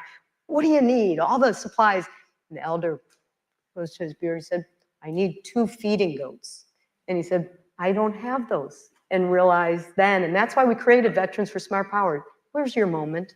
Actually, I would say there's several moments, and it's kind of grown over time. I think I would first start. I was the aide to General Fogelman when he was the Chief of Staff of the Air Force. And I had come from Nellis. I was a instructor in the F-16 at the weapons school. I thought I knew a lot about the Air Force, and I realized how much I did not know. Not just about the Air Force, but really having a chance to travel, to go around the world and sit as a fly on the wall in some of these key meetings with senior leaders, whether it's on Capitol Hill or in embassies around the world. It happened again. I ran the action group for Secretary Donnelly and General Schwartz as well. And then my time in United States Central Command and the fact that the 2 wing commands I had were both overseas. Kunsan Air Base, Republic of Korea, and Aviano Air Base in Italy. And so I had to there engage with our partners and spend time at the embassy and really raise my awareness on it's more than just the what we do as a military. So I've had several opportunities. Last question is about service and young people. We have a group called Next Gen. We've had 300 go through our class, and we have about 50 here today as part of this class. And I happen to notice that volunteerism is going down in young people, the military, Peace Corps, foreign service, and we're very proud of our investment in it. What are you saying to young people about why service is such a valuable part of their career trajectory, and whether it's the military or any other choice in the civilian side that they may choose? Well, one of the things I would say is that you probably get a lot more out of what you put in, what you get out. I mean, the fact of you being able to serve and the opportunities it presents and the doors that it opens. Now, I'll just say from my own career, I mentioned I was only going to do 4 years. But when I read my own biography and the things I've been able to do, I pinch myself. Even now, sitting here as a chairman of the Joint Chiefs of Staff, I'm just C.Q. Brown Jr. doing my job. And it's hard for me to imagine, I have this role. The fact that I've been to every continent, the fact that I've flown the F-16, but I've flown 20 different aircraft and I still get to fly. I mean, it's all these things I've been able to do. And this service for young people opens doors and shows you other aspects of the world. One thing I would highlight is I often say is young people only aspire to be what they see or know about. You don't decide to grow up to be something you don't know anything about. And so, your program of Next Gen opens doors for young people to see what opportunities are to serve and realize that not only do you give, but you get so much back. You're a better leader. You're a better person because of these opportunities. That's what I tell folks. You can do 4 years or 4 decades, your choice. But when you leave and spend time in our military, you'll walk away as a better person, a better leader, and having talked to many in the private sector, they value our veterans because of their leadership skills, their organizational skills, the talents that, I just think it's a great opportunity, not whether you serve in uniform or serve in any other form within our country, it adds value. What a beautiful way to close out this extraordinary conversation. Please thank Chairman Steve Gates. Wow, that was inspiring. That was really inspiring. Thank you. Woo!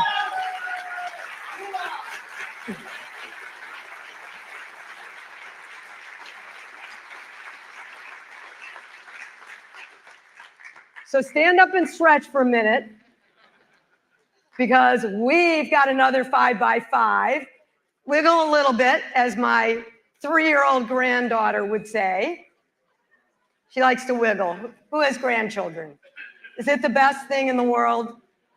All you parents out there, your parents love it. I know we have a packed morning, but we're giving you a 2-hour break for lunch. But we're going to keep on going because our program is that good. So stretch and get ready.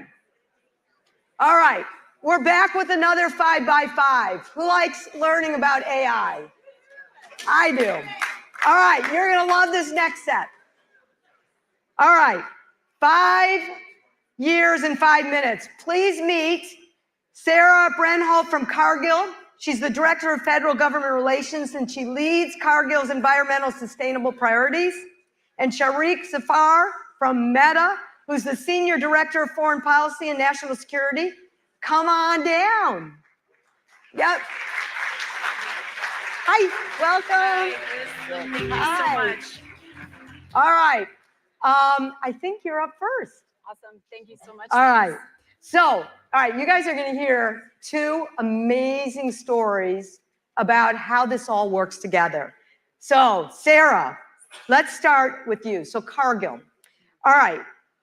You probably may know this, may not, but it overwhelmed me. There are nearly 800 million, that's 1 out of 10 in the world's population that sadly face chronic hunger. So you got to think that you have to reimagine how global food production and agricultural practices happen, and Cargill is leading the way. So help us understand what that means in terms of that urgent action need and what Cargill's doing in terms of leveraging technology to transform how we're changing the world's food system and dealing with this hunger. Go. Yeah. Thank you so much, Liz. Yeah, this is a great question for Cargill and one that we care very much about. You know, there are some significant challenges that we are facing as a global food system, as a global community. And so our first horizon is 2030. So wait, 2030 soon. I know, so soon, right? But we have some significant challenges that we are facing. You know, we're looking at a population increase of about 500 million people we need to feed. Wow. We're looking at 2% less agricultural land of which to grow that food on. And we are looking at a global water demand that is going to outstretch the supply by about 55%. So those are some significant challenges, right? Yeah, yeah, I'd say so. Yeah, so Cargill is poised as a leader and a connector within the agricultural supply chain to help meet those challenges. So one of the things that we're doing is looking at innovation and technology to be able to bridge the gap between what is possible to make sure that we have enough food to feed that growing population. Oh my goodness, this is fascinating. All right, so let's get down to a practical one. Yeah. I learned in preparing for this that on a daily basis, approximately 11 million metric tons of food are shipped through maritime methods. So that means that making this work right, it's a critical component, obviously, of food supply and a broader food security that we need to talk about. So Cargill is also addressing this, and you're trying to figure out how to take this old technology to create more sustainable ways that we get food around the world. And it really fits into this global hunger problem. How are you doing it? Yeah. So ocean transportation is huge. At any given time throughout the world, Cargill has about 700 vessels on the ocean. So we are partnering with a company called Bar Technologies to implement wind wings, which is takes yacht technology and racing systems, and we have employed them on one vessel. So we just completed our maiden voyage to install, as you can see, a 150-foot tall wind wing to help decarbonize the ocean transportation sector. It is such a cool thing. And Liz, I'm wondering, did you know that if the ocean transportation sector were a country, it would be the 6th largest emitter of greenhouse gas? Oh my. Yeah, very, very. Then I'm glad you're doing what you're doing. Yeah, it's such an awesome opportunity, right? And so if we employ this on one ocean vessel, it can help cut that carbon output by 30%. So this technology is a potential game changer for the maritime industry. All right, so now let's do our 5x5. Let's look 5 years ahead. Let's look into the future. Here's another way to think about this. The demand will increase by 50% in sub-Sahara alone on food and 25% globally. So that means that while that's happening, climate change, land degradation is decreasing crop yield. So this is another problem that you have to deal with. So look into your crystal ball. How does enhanced regenerative agriculture fit in here to use your technology? We have Farmers for Prosperity in the room that are, how do we make a difference here at home and around the world in terms of producing more food, but also you got to do it in a way that helps farmers. They've got to make a living doing this as well. Mm-hmm. Yeah, so regenerative agriculture practices have been around for a very long time. But I think the difference now is that we're able to employ AI technologies, new innovative solutions to help farmers kind of bridge that gap and do more with the resources that they have. So through that, Cargill has an awesome program called Regen Connect, where we help support farmers by meeting them where they're at to employ sustainable agricultural practices. Whether that's no-till, whether that's cover cropping, whether that's drip irrigation or fertilizer use, we make a sure few of those. Yeah, we make sure that farmers have the resources that they need to help their ultimately their bottom line too. You know, with less fertilizer use, with less diesel fuel use, with less labor inputs, it all can help their bottom line to meet the sustainable challenges for the future. So Chairman Brown said he likes to learn something new every day. I just learned a ton. So thank you, Sarah. Thank you, for Liz. the 5x5, and Sharik, you are up. Hey, thank you, Sarah. Good morning. Good morning. So I feel like people fall in one of two camps on AI. They either think it's going to destroy all of humanity, or they think it's going to solve every single problem. I won't take a poll. I'm guessing I know where you fall in. But help us understand how AI can play this transformational role in solving big, solutions. And I want you to do it within a particular focus. Sure. Sustainable development goals, which are everything from gender issues to hunger to food distribution. Right. What do you think? Okay, so good morning. And first Meta, of all, remember this yeah, Meta. so Sharik Zephyr at Meta. At some point, before you leave today, I want you to go to meta.ai, and then you can have get some understanding on our suite of tools. So on development, we were just, my colleague here from Cargill was talking about the importance of sustainable development. So we have amazing farmers here in the United States. We have subsistence farmers in many parts of the world. And we have developed a tool. We're supporting an organization called Digital Green that's using AI to support farmers in India and other places for smart climate techniques. So sustainable water usage. And they can put in a chat bot and say, okay, look, this is how you need to use this particular technique. On gender, oftentimes when these tools are developed, they're developed either gender neutral or they're over-indexed towards kind of a male point of view. This particular tool we made it a priority to include the fact that many of the farmers are actually doing the work in many parts of the developed world are women. So making sure that we understand cultural context, culture. Interesting. All right. Now, so that's development. The other important thing about development diplomacy is translation. So I was born in Karachi, Pakistan. My native language is Urdu.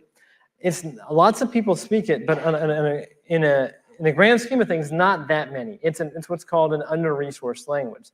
So that means if you're a native Urdu speaker and you go to places like Wikipedia and other digital domains, you're not going to have as much information. So what I'm really excited about is that we've developed two tools that really, really are game changers when it comes to translation.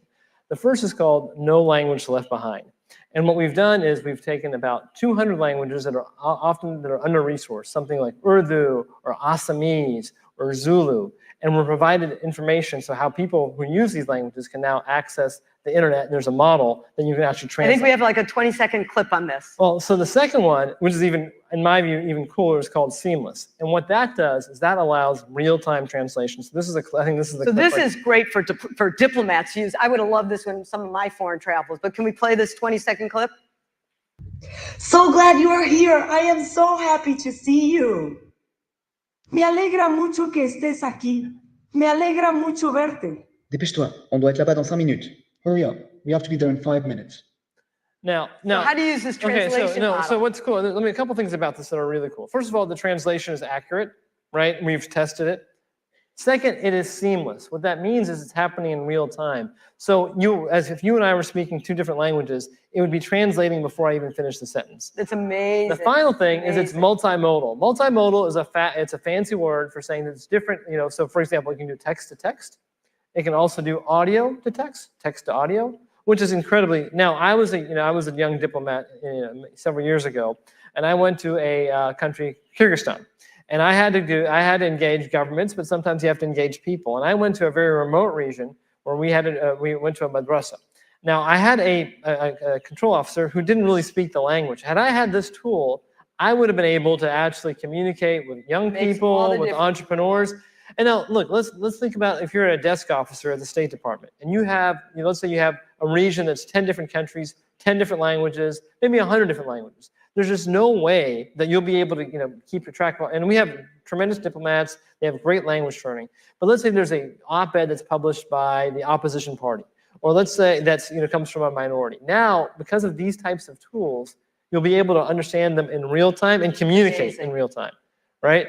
And so it truly is, when it comes to supporting our diplomats and our men and women in the military, it really is. These are technologies that game changing. All right, so now Meta is pretty good at looking over the horizon.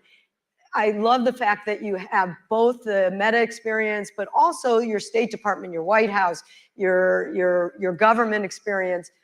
What should we be paying attention to in this space as you look into the next 5 years? Our adversaries have a different, and there's one particular country that has a very different view of how the internet and the digital domain should be governed. I want to be able to go on to a chatbot and find out about what happened at Tiananmen Square or what's happening with the Uyghurs, right? Nature abhors a vacuum, and unless the United States can lead with our allies in setting standards for an open source environment where we can share information. Some countries in Africa, for example, don't have the resources to develop their own models. We should be able to ship them out, let them build and fine tune. If we don't do that, then other countries will come in with their own standards, an authoritarian standard. And that's something that we all have to work together when we talk to Congress and on the Hill. Just make sure that this is something that we need to continue to lead in the technology space, because if we don't, somebody else will. Well, it's a perfect transition for our last panel of the morning, our Global Impact Hub. It's all about that. Thank you, Sharik. Thank you, Sarah. All the best. All right, thank you. Ladies and gentlemen, please welcome to the stage USGLC co-chair, Candy Wolf.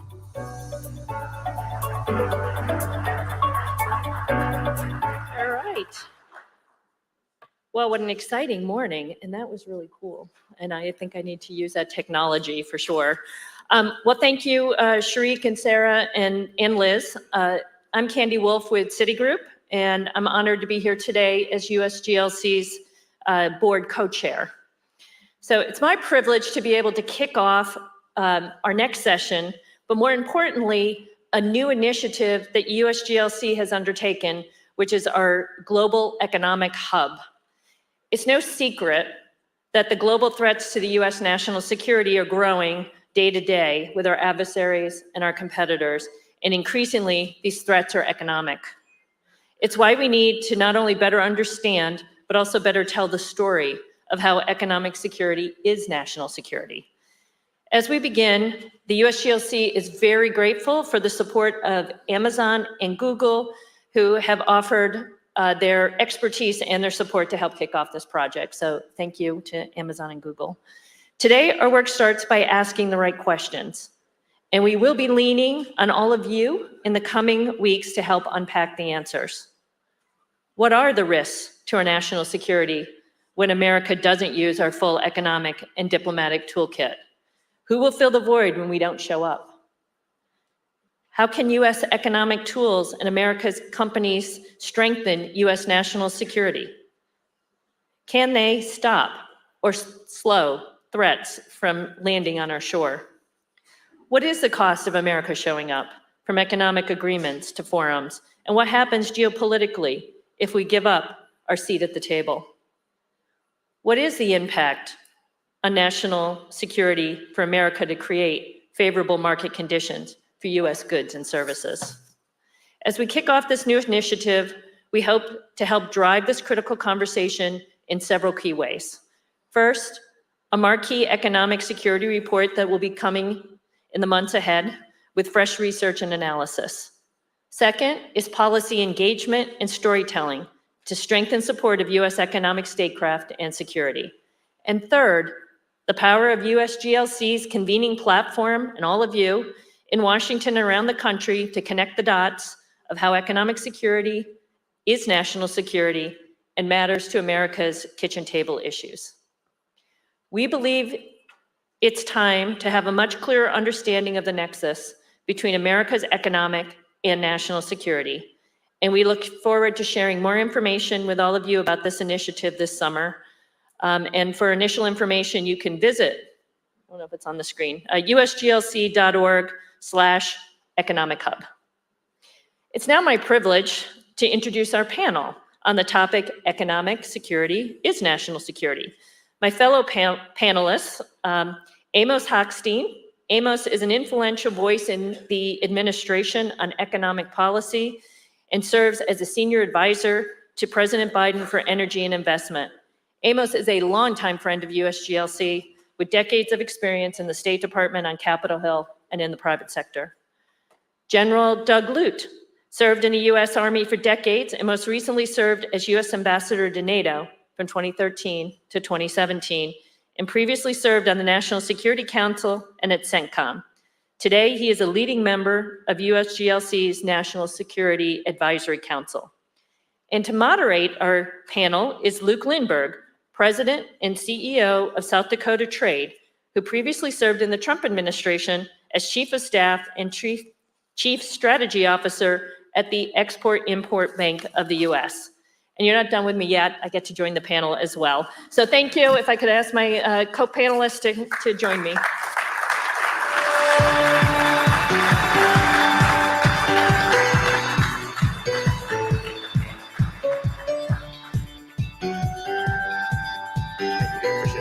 Good morning. All right. Surviving. Landed at 3 o'clock. Well, good morning, everyone. Everybody ready for lunch yet?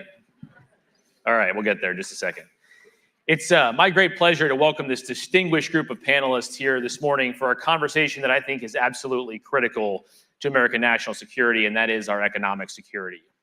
Candy and I were actually just talking in the green room before this briefly about some family she has in a little town called Eureka, South Dakota. And I know Eureka well. It's a great little spot. But I think if you went to Eureka today and you asked folks there, do you believe that our economic security is tied to our national security? I think most of the people would say yes. They understand that there's a direct tie to being able to produce the goods and services we need here in America and how that impacts our national security, particularly in the post-COVID environment. And I think during my time at the Export-Import Bank, this was also the case where I often found small businesses who were competing for international transactions would come in and say, we used to compete with companies for these transactions, but today we're competing with countries. And that's a distinct difference, right? Many of them would illustrate or articulate that China Inc. was their competitor for deals overseas, but it's not just China, there's other people at play here as well. And so we're gonna unpack this discussion today. So thank you again to Candy for introducing everybody and setting the stage. there's this concept out there that's a little tongue-in-cheek about China, quote unquote, eating our lunch, and others as well playing in this space. And so I'm going to turn over to Amos first. So Amos, thanks for being here with us this morning.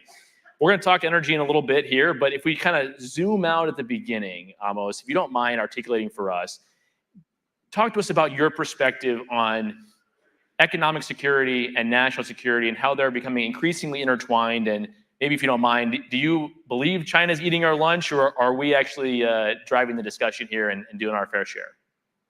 So first, thank you for having me on the panel, and thanks for convening this. I think this conversation is really important, because I think you're right that Washington is probably behind the rest of the country on many issues, but specifically on the issue of understanding economic policy and national security and how they're intertwined. And I would actually argue that the mistake that we make is that we say, are they connected? They're not connected, they're one. There's no, and when we try to separate is when we start getting into trouble.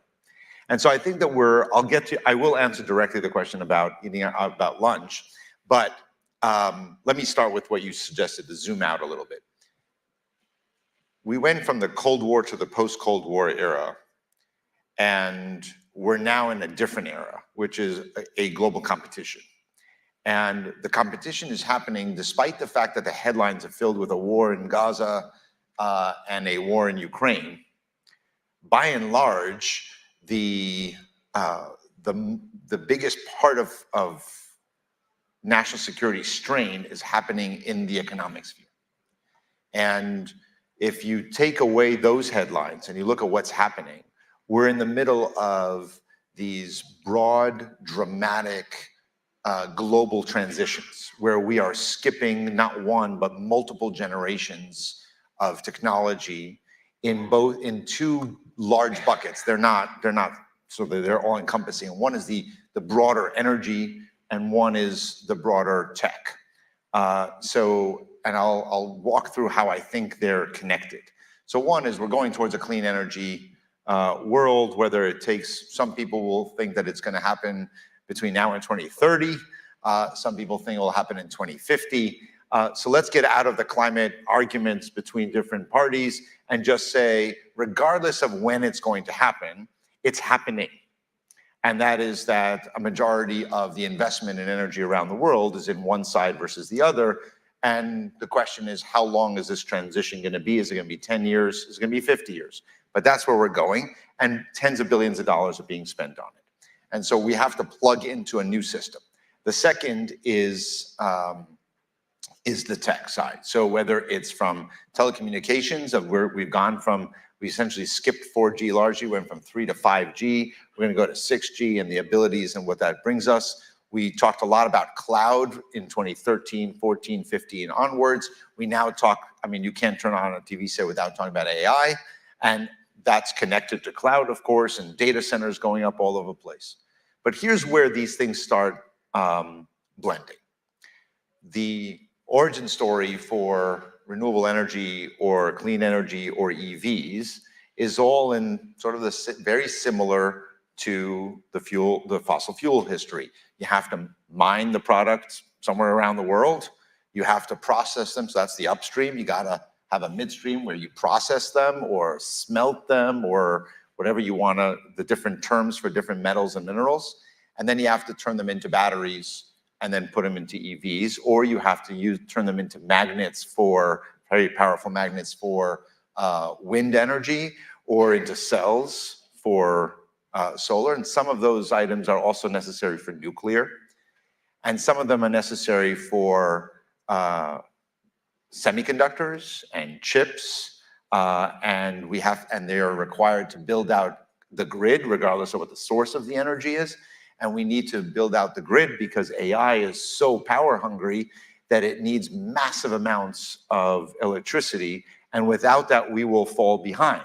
So we normally grow our grid by a very small percentage a year to manage our growth. If we want to stay the leaders of the world in AI, we have to have the ability to build out the power system in the United States by massive amounts between now and 2027 and 2030. And that's just to keep pace with who? With the fact that the Chinese are trying to catch up. We're ahead in many of these areas, but we're not ahead in all of them.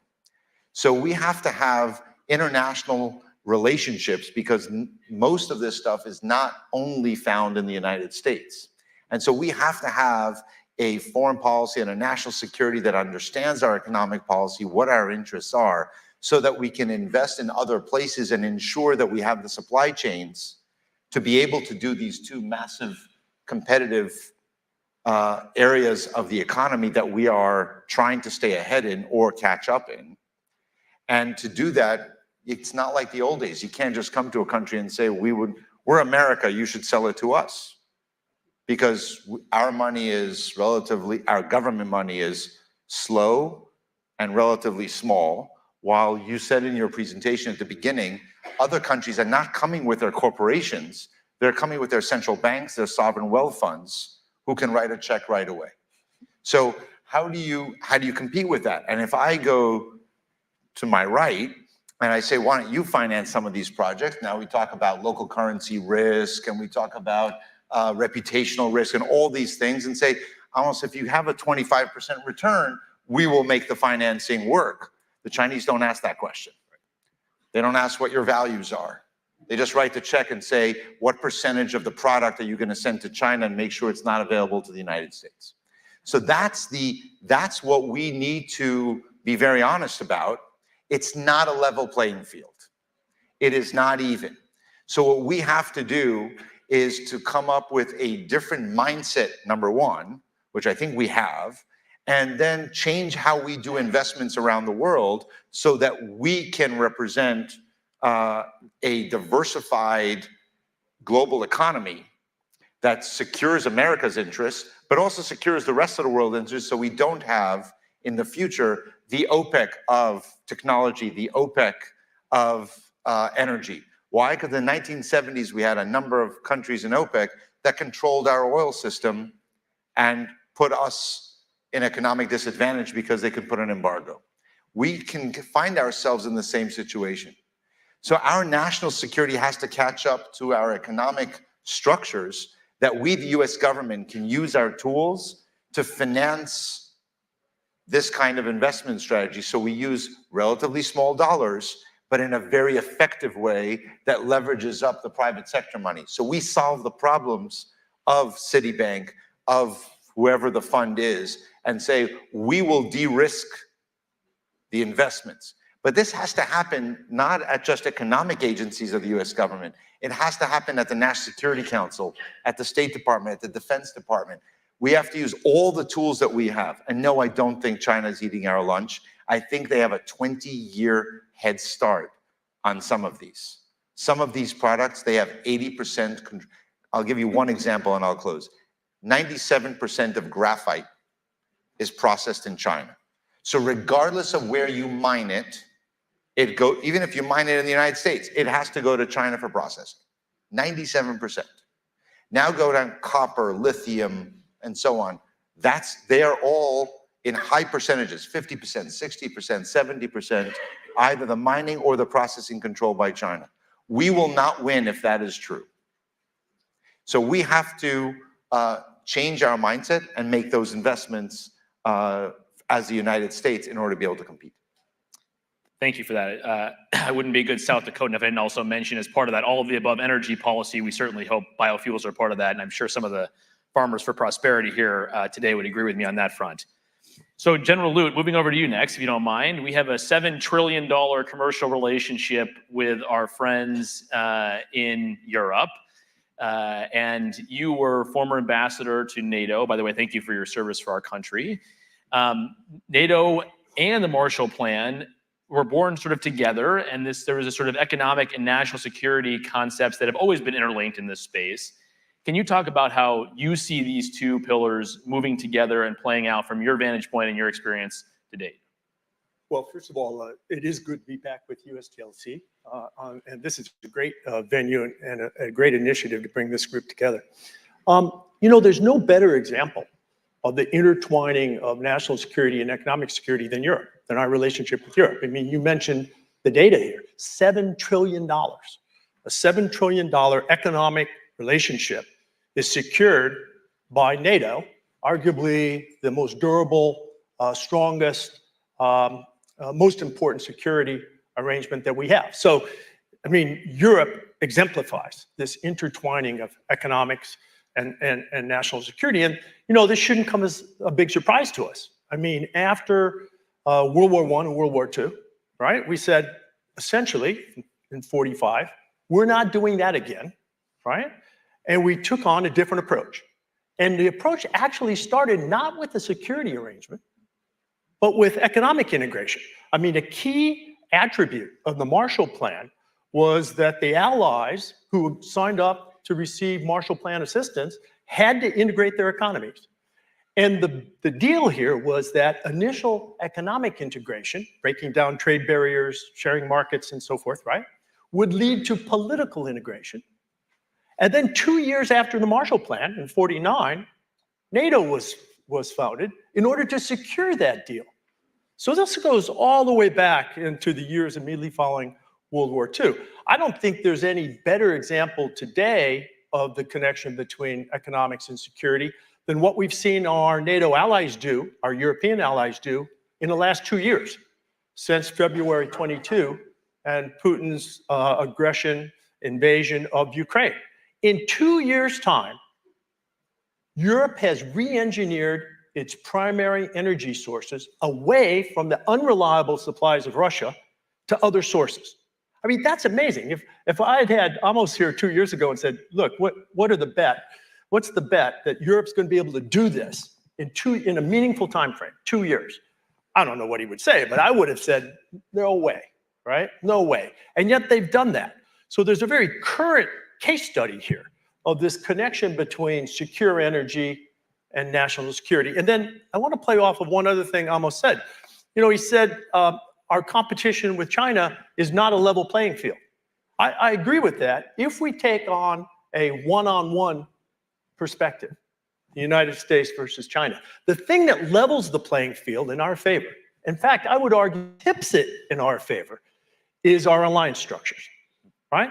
We should be competing with China looking forward in an uneven, unfair playing field, one that's to our advantage. And that's because, for example, with Europe, if you combine European GDP with our GDP, you're up to something like 50% of global GDP. That's the power with which we should be competing with China. So when we get to the fundamental question of what are the values of these relationships, and aren't we being ripped off? And, you know, isn't this altruism that's been now outdated? No, the reality is it's very much an insurance that we should be buying for the future, especially if we believe in the competition with China. Amen. Amen. Candy, over to you. Both of these gentlemen have articulated that there's an important role that the private sector plays. I've worked with Citibank in my time at the Export-Import Bank, and I'm sure you've worked with a number of other private sector entities on these exact matters. I can't imagine the types of things that come across your desk on a weekly basis. What trend lines are you looking at from a global economic security perspective, and what should we be thinking about as this audience here today?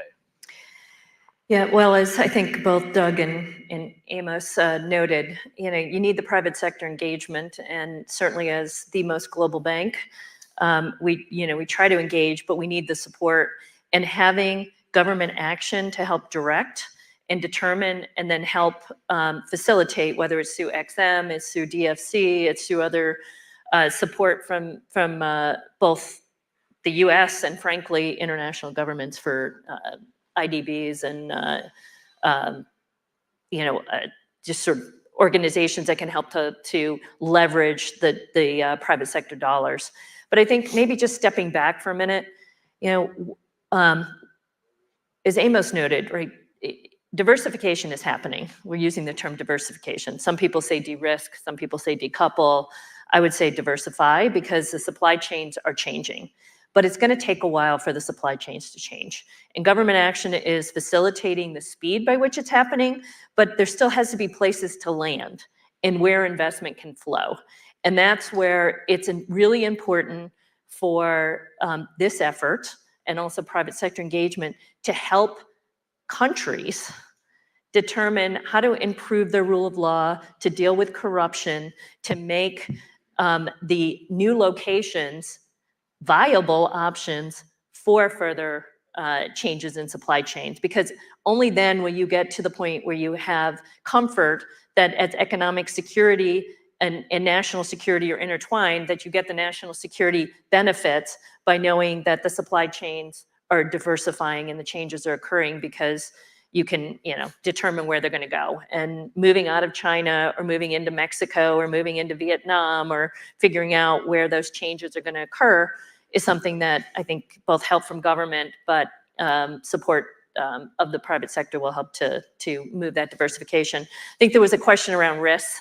I think in the corporate world, you have to be really careful around too much naked protectionism, if I can call it that, in the name of national security, because there still is an economic point that happens, and there is value to trade, and we need to ensure that for folks here in the audience that there is markets to which you can trade into, and the strength, because ultimately at the end of the day, in my view, it's the exceptionalism of America, it's the exceptionalism of the dollar, it's the exceptionalism of the US strength of our economy that is going to drive that national security. And we have to keep America exceptional.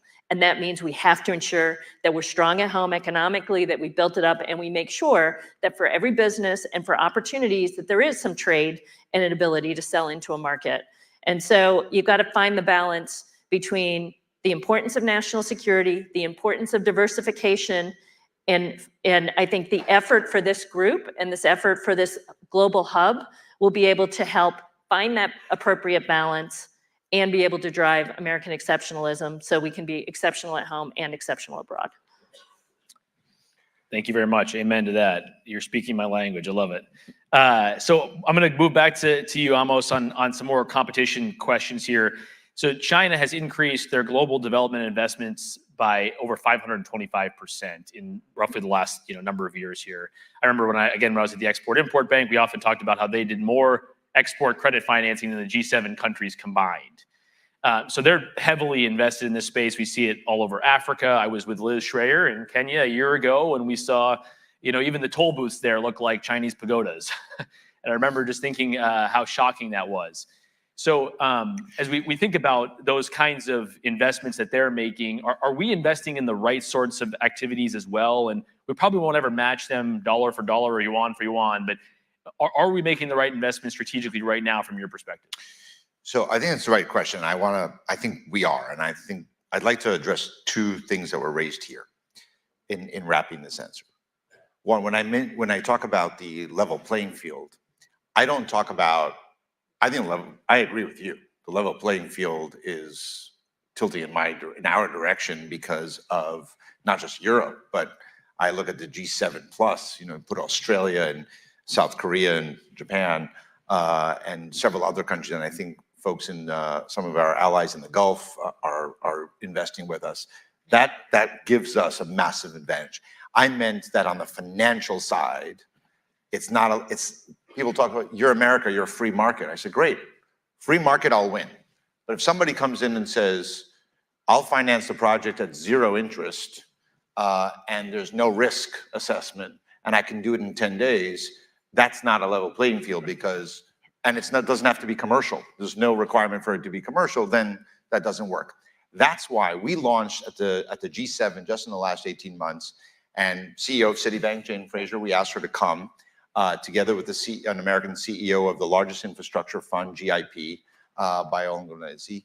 And the two of them, we asked them we brought the G7 leaders to have both Jane Fraser and Bio say to them, all right, what would it take for you, what do we, the governments of the G7, need to do investment-wise for you to spend money on these kinds of projects that previously you considered to be too risky? And they give us a list, and we've been working through that list. And I think, the G7 is in about 10 days from now is the next G7. And I think that we're going to be showing that we've catalyzed and invested close to $60 billion just the United States, plus another about 50 to 60 billion for the rest of the G7. And I know that Jake Sullivan was here earlier today and mentioned the Libido corridor, which was our first test of this. And what that does is not just build a rail from a port on the west coast of Africa all the way through Zambia, Angola, Zambia, and DRC, but rather it invests in a number of sectors at the same time. So you get the access point to the critical minerals, that's true. But somebody talked to you about the ag before on the AI, but investing in the ability to connect markets so that you're not depending on foreign markets. That there was only one Chinese-based telecom company, an American company is now there and has in less than 2 years gained 40% market share on all equipment that's coming from the United States and South Korea. We approved $900 million for solar energy in 4 states in Angola through Exim Bank. And just 3 days ago, Exim Bank approved another $1.5 billion for the same American company with American equipment, mini grids in Angola. Angola used to be a country that was not exactly friendly relations with the US. Today is one of the most, our strongest allies. But this now gives us reach into 3 or 4 countries. And why do they favor the US over doing the business with the Chinese? Because they say, I'll choose US, European, Japanese, Australian companies any day. I know what that does, but you're not there. So the reason we don't compete is because if we're not in the room, if we don't bid, we don't win the contract. So we haven't been bidding, and we now need to start bidding. And so if this group asks me, what do we need to do? We need to have a DFC that has gotten, I think Congress gave, and this is a bipartisan product, the DFC, but it didn't finish the job. It needs more authorities. It needs to be able to be faster. It shouldn't take 18 to 24 months to approve a finance package. It should take faster. We should be able to take equity. Exim Bank should be able to do more. We should increase. Those tools today are as important as our military. You want to prepare for a war of the future with adversaries? We should prepare for that. That's tens of billions of dollars. I'm not arguing with that. But you can't have $50, $60 billion on a defense war and $100 million on the economic war. We have to be better tooled for that. So what we've put together is working with the World Bank. We're going to announce some of these structures to mitigate that risk, which is what Jane had asked us to do. It's been a lot of work. And we're going to announce a few more $1 billion from the private sector to go along with the DFC and Exim Bank. So I don't think our lunch is being eaten at all, because the advantage that Doug was talking about, everybody knows that we are, together with Europe and the rest, the greater part is 60%, but we are also the favorite partner because we do it commercially. So the Libido corridor that Jake talked about, we're now doing 4 or 5 of these corridors around the world. And that's what people want us to do. And that's what every company around the country is going to benefit from if we can be at the forefront of those kind of transactions.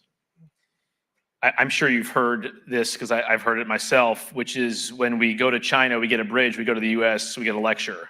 So you're combating that idea, right? Which is leveraging these tools of strategic competition to make sure that we can actually execute on these transactions. The PGI has spent $6 billion in Africa in the last couple of years alone.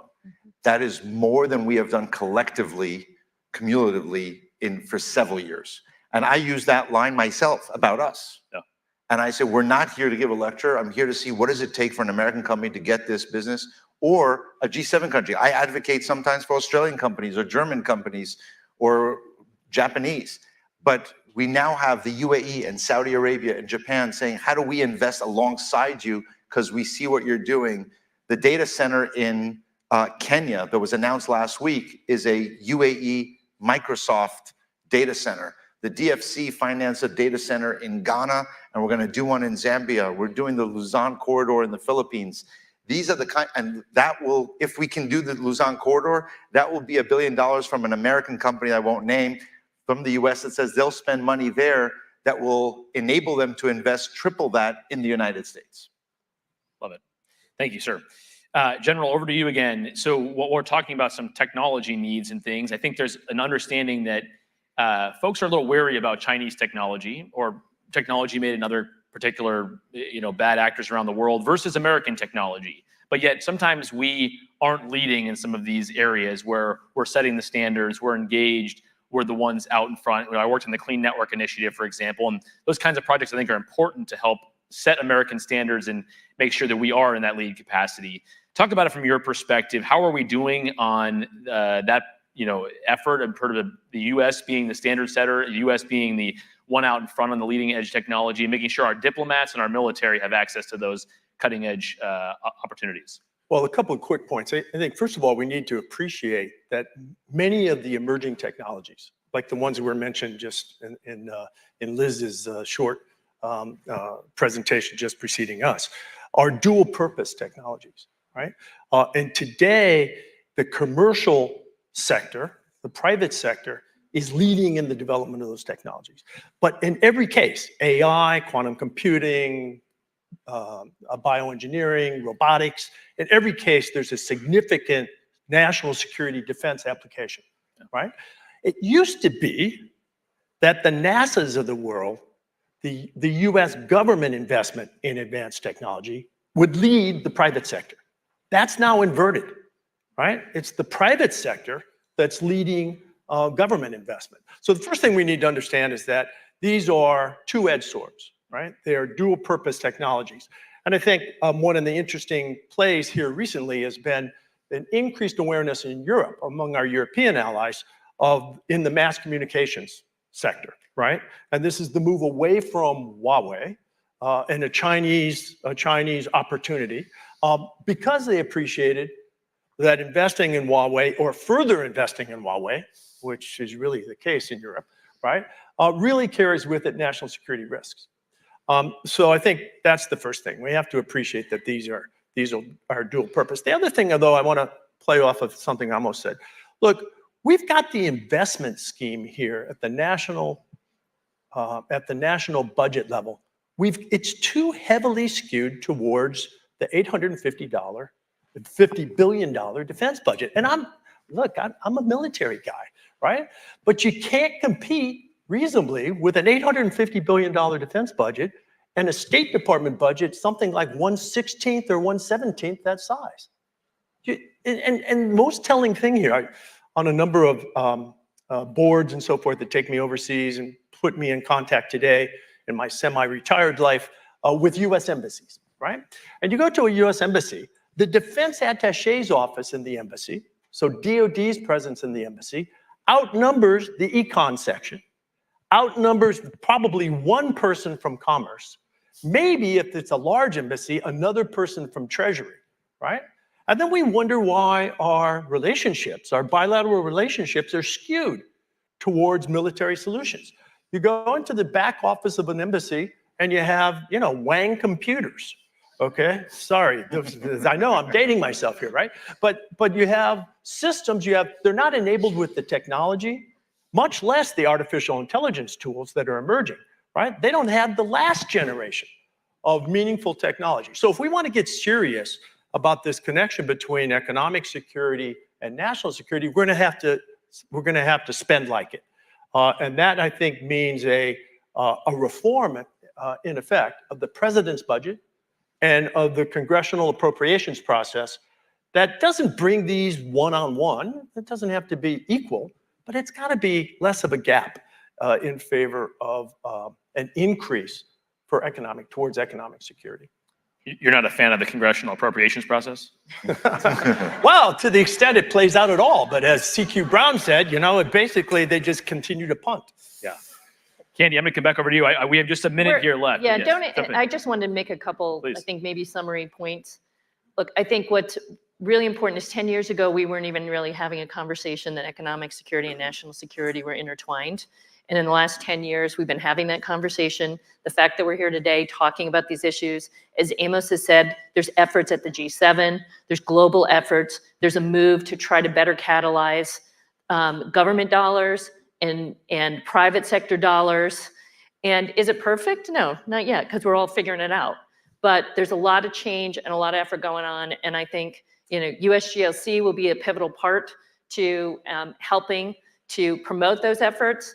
But really optimistic about the changes that have been occurring, and that we're stepping up in different ways, in more coordinated ways, and beginning to show the power of economic strength to handle national security. And I would just say one thing: I hope that as we make modifications, and we talked about this previously, that we actually have a sign somewhere that says "supported by the U.S." Amen. You don't go anywhere in the world and sort of see, you get a little sign, a little plaque that maybe says XM financing or DFC, but how about financed by the US to give us further strength as we go forward? It's just a little marketing ploy that we should be thinking about. So with that. Amen to that. We have done better on that front with our food aid. I don't know if you've seen the food aid packages that say "from the American people," but it definitely does a good job branding that. Yeah. We're out of time, but I do want to just ask one final question. If you're forecasting a year out, what is the one thing that you expect will change the most on the economic security, is national security, overall landscape in the next year? Just quick one hitter, one area you think will have changed the most a year from today if we had this conversation next year this time. I'll start with Candy right at the end and work your way down. How's that? Give us a little time to think. Right. Yeah. I gave mine that I think we're going to be in a position where, a lot of the changes starting to occur will have better catalyzed the U.S. resources, and I'm hoping we'll have like a sign. So a sign. Yes. A sign. I'm going to make a sign and send it to. We should be able to do that. I'm going to do a selfie with signs. It can't be that hard. Go. I think the president's going to love that. I think that we're going to see, we have done a tenfold jump. I think we're going to see a massive jump in American and plus allies investment in developing and middle income countries.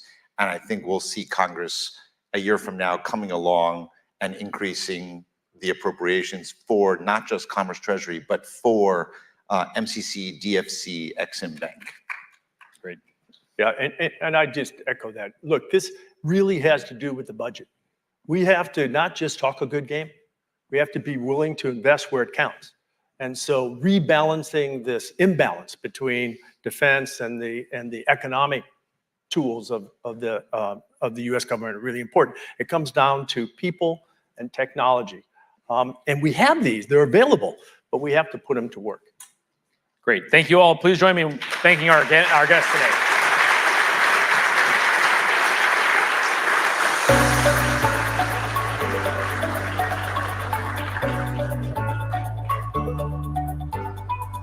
Ladies and gentlemen, please welcome USGLC National Outreach Director, Alex Grant.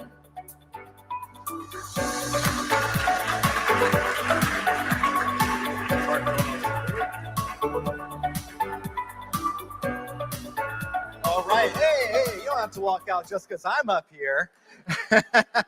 Lunch is almost here. It will be just a couple more minutes. But I'm Alex Grant. I'm the National Outreach Director for USGLC, and I am just thrilled to be here with all of you today. Before I begin, raise your hand or stand up if you have ever held or currently hold a local elected office. See a couple of hands came up there. Give them a round of applause for their public service here.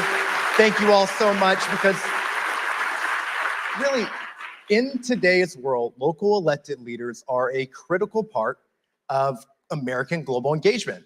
And mayors in particular are often on the front line, and I'm sure those of you who stood up probably know that better than most. And that is why I am excited to share with you that earlier this year, the USGLC and the US Conference of Mayors signed a partnership to elevate the work of mayors, the global work of mayors around the country.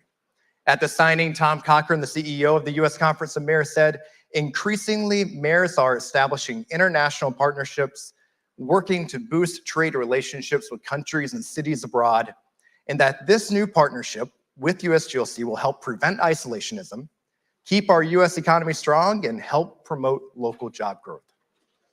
We're grateful to the US Conference of Mayors for this partnership and look forward to growing it over the coming years. But some of you in this room have been working hand in hand with USGLC on this effort really since 2021. With nearly 60 communities around the country issuing mayoral proclamations that promoted their local global connections by declaring a Global Engagement Day in their city. Past April, we amped this effort up in Louisville, Kentucky and Chattanooga, Tennessee by hosting events, tours, towards the local community organizations, press conferences, and more, all centered around a formally recognized Global Engagement Day in those cities.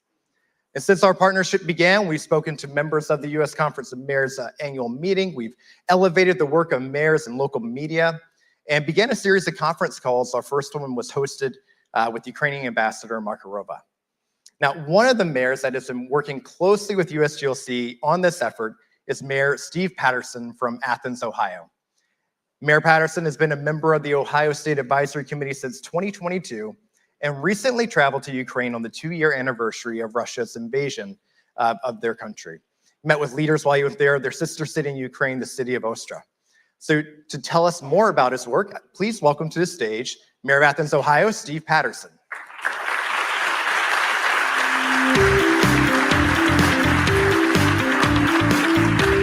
Thank you, Steve. Thank you. Really happy to have you here. So I just mentioned this, the trip to Ukraine that you had, and really just want to know, what was your key takeaway from that experience? Oh boy. Well, before I get started, I have to note that we didn't talk to each other about color coordinating Ukrainian colors with our shoes, but we did.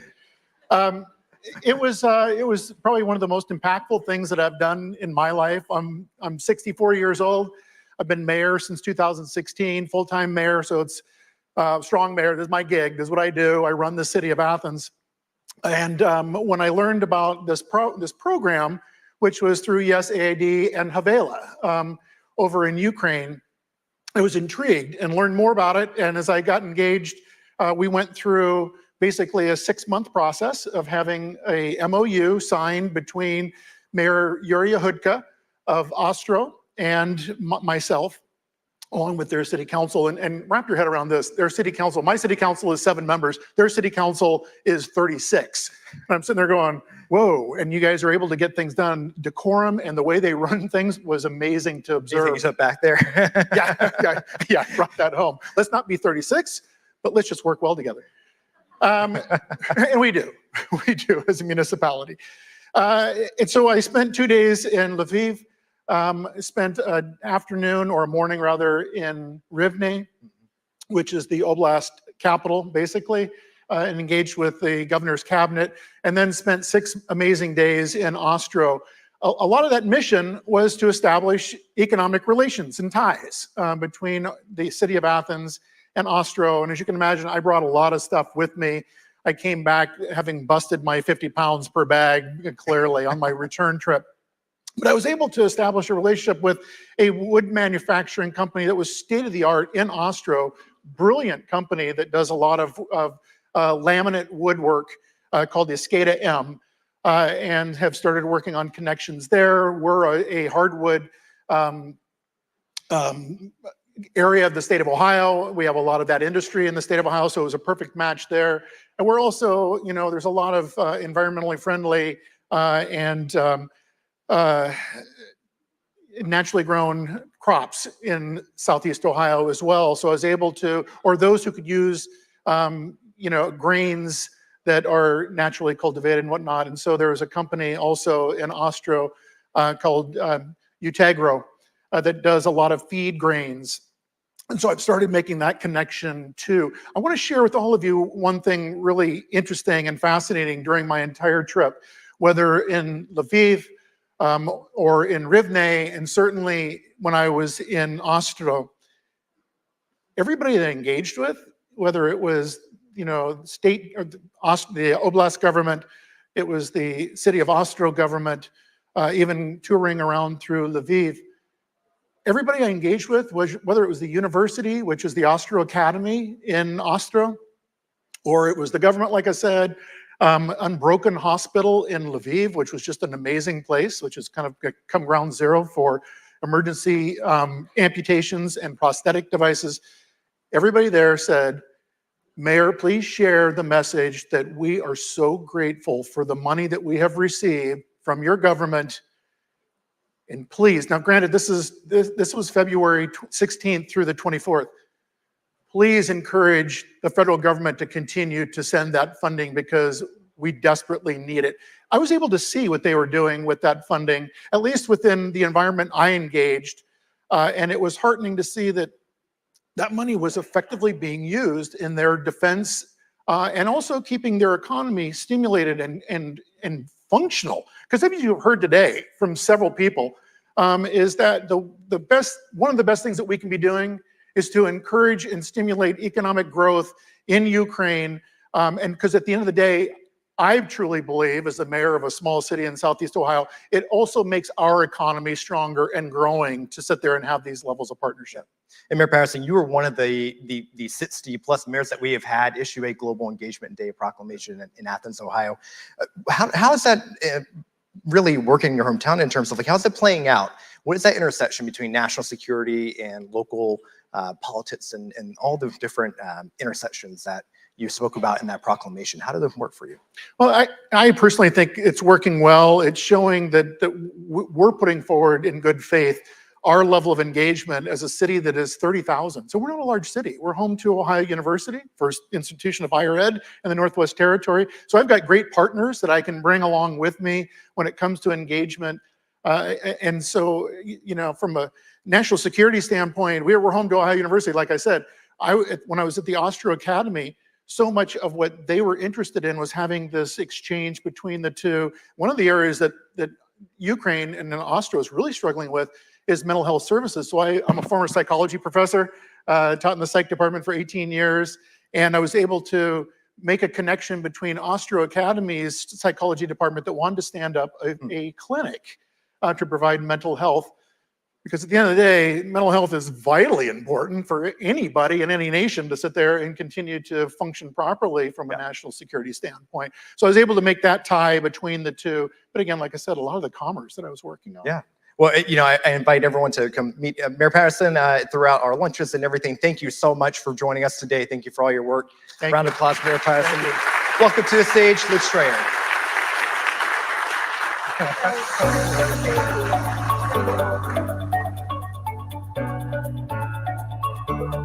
So first, I want to get Alex's shoes next year. Great shoes, Alex. And I didn't know I'm amazing blue, go blue.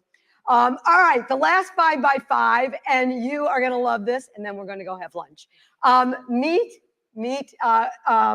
Greg Frank, who is the director of Global Policy. I'm going to say it right. Global Public Policy of Merck. It's been a long morning, so excuse me. Global Public Policy of Merck, and meet Jada McKenna, who is not only CEO of Mercy Corps, which is amazing, but I'm very proud that you're a member of the USGLC Board of Directors. So you ready? Okay. You're first, Greg. Okay. So Merck. Merck has such a long history of contributing to discovering vaccines and the development of new medicines, vaccines, fighting infectious diseases, and using technology, obviously, around that. But today we're seeing, as you all know and are aware of, this rising levels in antimicrobial resistance, AMR, and it's threatening, very concerning. And I did not know this number before, but 1.3 million people have been killed per year. And so this is really a serious concern, but you're on it. And you are working on it. So tell us about the innovation work that Merck is doing for a solution for AMR and how AI is being a part of this. Greg. Well, thank you, Liz, and thank you, everyone, for the opportunity to be here today. And I know we're standing between lunch, so we'll try to be as brief as possible. But first off, we care about global health, and everybody cares about their health. And in that mind, I think it's good to emphasize even more why we should care about drug-resistant infections, because you mentioned the 1.5 million people dying directly. An additional or a total of 5 million people are actually dying associated with AMR infections. And if you look at that number and put it in the context, that's the third leading cause of death right now. Are we all talking about something as much as we should? Most of those deaths are in low and middle income countries. 1 in 5 of those are in individuals under 5. You know, many of the global development goals we set for ourselves, sustainable development goals by the UN, many of them are going to be directly impacted by our inability or ability to address AMR. So I do think we should all be keeping in mind in our respective sort of theaters of war, so to speak, why this is a global health and a global development issue we should all care about. So when we think about what Merck is doing, as you said, we have a long history in infectious disease. 100 years ago, we were one of the first companies to mass produce penicillin during World War II, just outside of New York. And we continue that legacy today, and we continue to develop new medicines, both in animal and human health, to address a wide range of infectious diseases, not only in for bacteria, but for viruses and others. And we continue that fight in AMR. We are early stage development for new products. We are trying to find ways to make sure these products are used appropriately, because when you use a drug, bacteria develop resistance. So everything has a finite lifespan, and we're trying to find ways to make sure these products are available where they're needed around the world. But when we look at AI and the new technologies, this is less of an AMR specific problem, but more of a drug development and innovation problem. And we, as probably many other companies around the world, are really leveraging and exploring AI and machine learning to basically see how we can become more agile, more rapid, to really develop innovation. And when we think about what we have been doing as a company over the last few years, it's really forging partnerships, looking at how we can use AI to develop and speed drug development, finding new targets, developing clinical trials, but things that probably a lot of companies are using. How can we be better manufacturing? How can we manage all the data we're developing? How can we be better at our customer engagement or back office work? So I do think as we move forward, we're going to be looking at that. So one of the things that I'm going to talk to Jada about as well is partnerships. And one of the great partnerships you have is in this space. And you have an AMR Action Fund. And I want you to tell us about how this partnership is working with others, particularly in leveraging technology to really address this issue, and tie it into what we've been talking about all morning, about working in the developing world. You've already started talking about this, but how is it addressing some of these big challenges in the developing world? Great. Well, I know I'm running short on time, so I'll give you the brief version. But the AMR Action Fund is a $1 billion investor fund that Merck was a $100 million investor with 20 other companies in to really help develop the best and the brightest of the antimicrobial pipeline, while we work with governments around the world to actually implement policies to help create more of a sustainable development. And the Action Fund has invested in a number of companies. There's a diagnostic company, Pattern Bioscience, that actually uses AI as a mechanism for diagnostics. And as you said, one of the core principles of the Action Fund is actually that access and appropriate use and equity are built in from the start. So it's not something you think about at phase 3. It's something you take in from the beginning. And we think that is critical. And we are seeing some of the policies that the Action Fund is trying to work on also take that into account. Make access front and center, not an afterthought. So Greg, look into the future. 5 years from now, global health is a huge issue. We, just a few years ago had a global pandemic, and your work understands and takes a look at that. 5 years from now, how is AI making a difference in this space? Well, first off, I think we're only going to see the benefits of AI increase over time. I really would argue that, this is a huge potential. But I also think we should be looking at, there's a lot of things AI can help, and there's a lot of things AI can't help. And so we look to 5 years in the future. I'll be remiss if I didn't say the UN is holding a high-level meeting on AMR this fall to sort of commit member states on what more we could do. Okay. And while AI has a part, there's a lot of other things that we need help with. So I really encourage us to be thinking about that. And I think if we're successful there, the next 5 years will be looking bright. Thank you so much. All right, let's thank Greg and Jada. Come on down. So we're about to talk about something very different, but equally as important as digital connectivity. Jada, this was shocking. 3 billion people lack access to the internet. So we're all on our phones. 3 billion people don't have. Even more so, 50% of the world doesn't have access to broadband, high-speed broadband.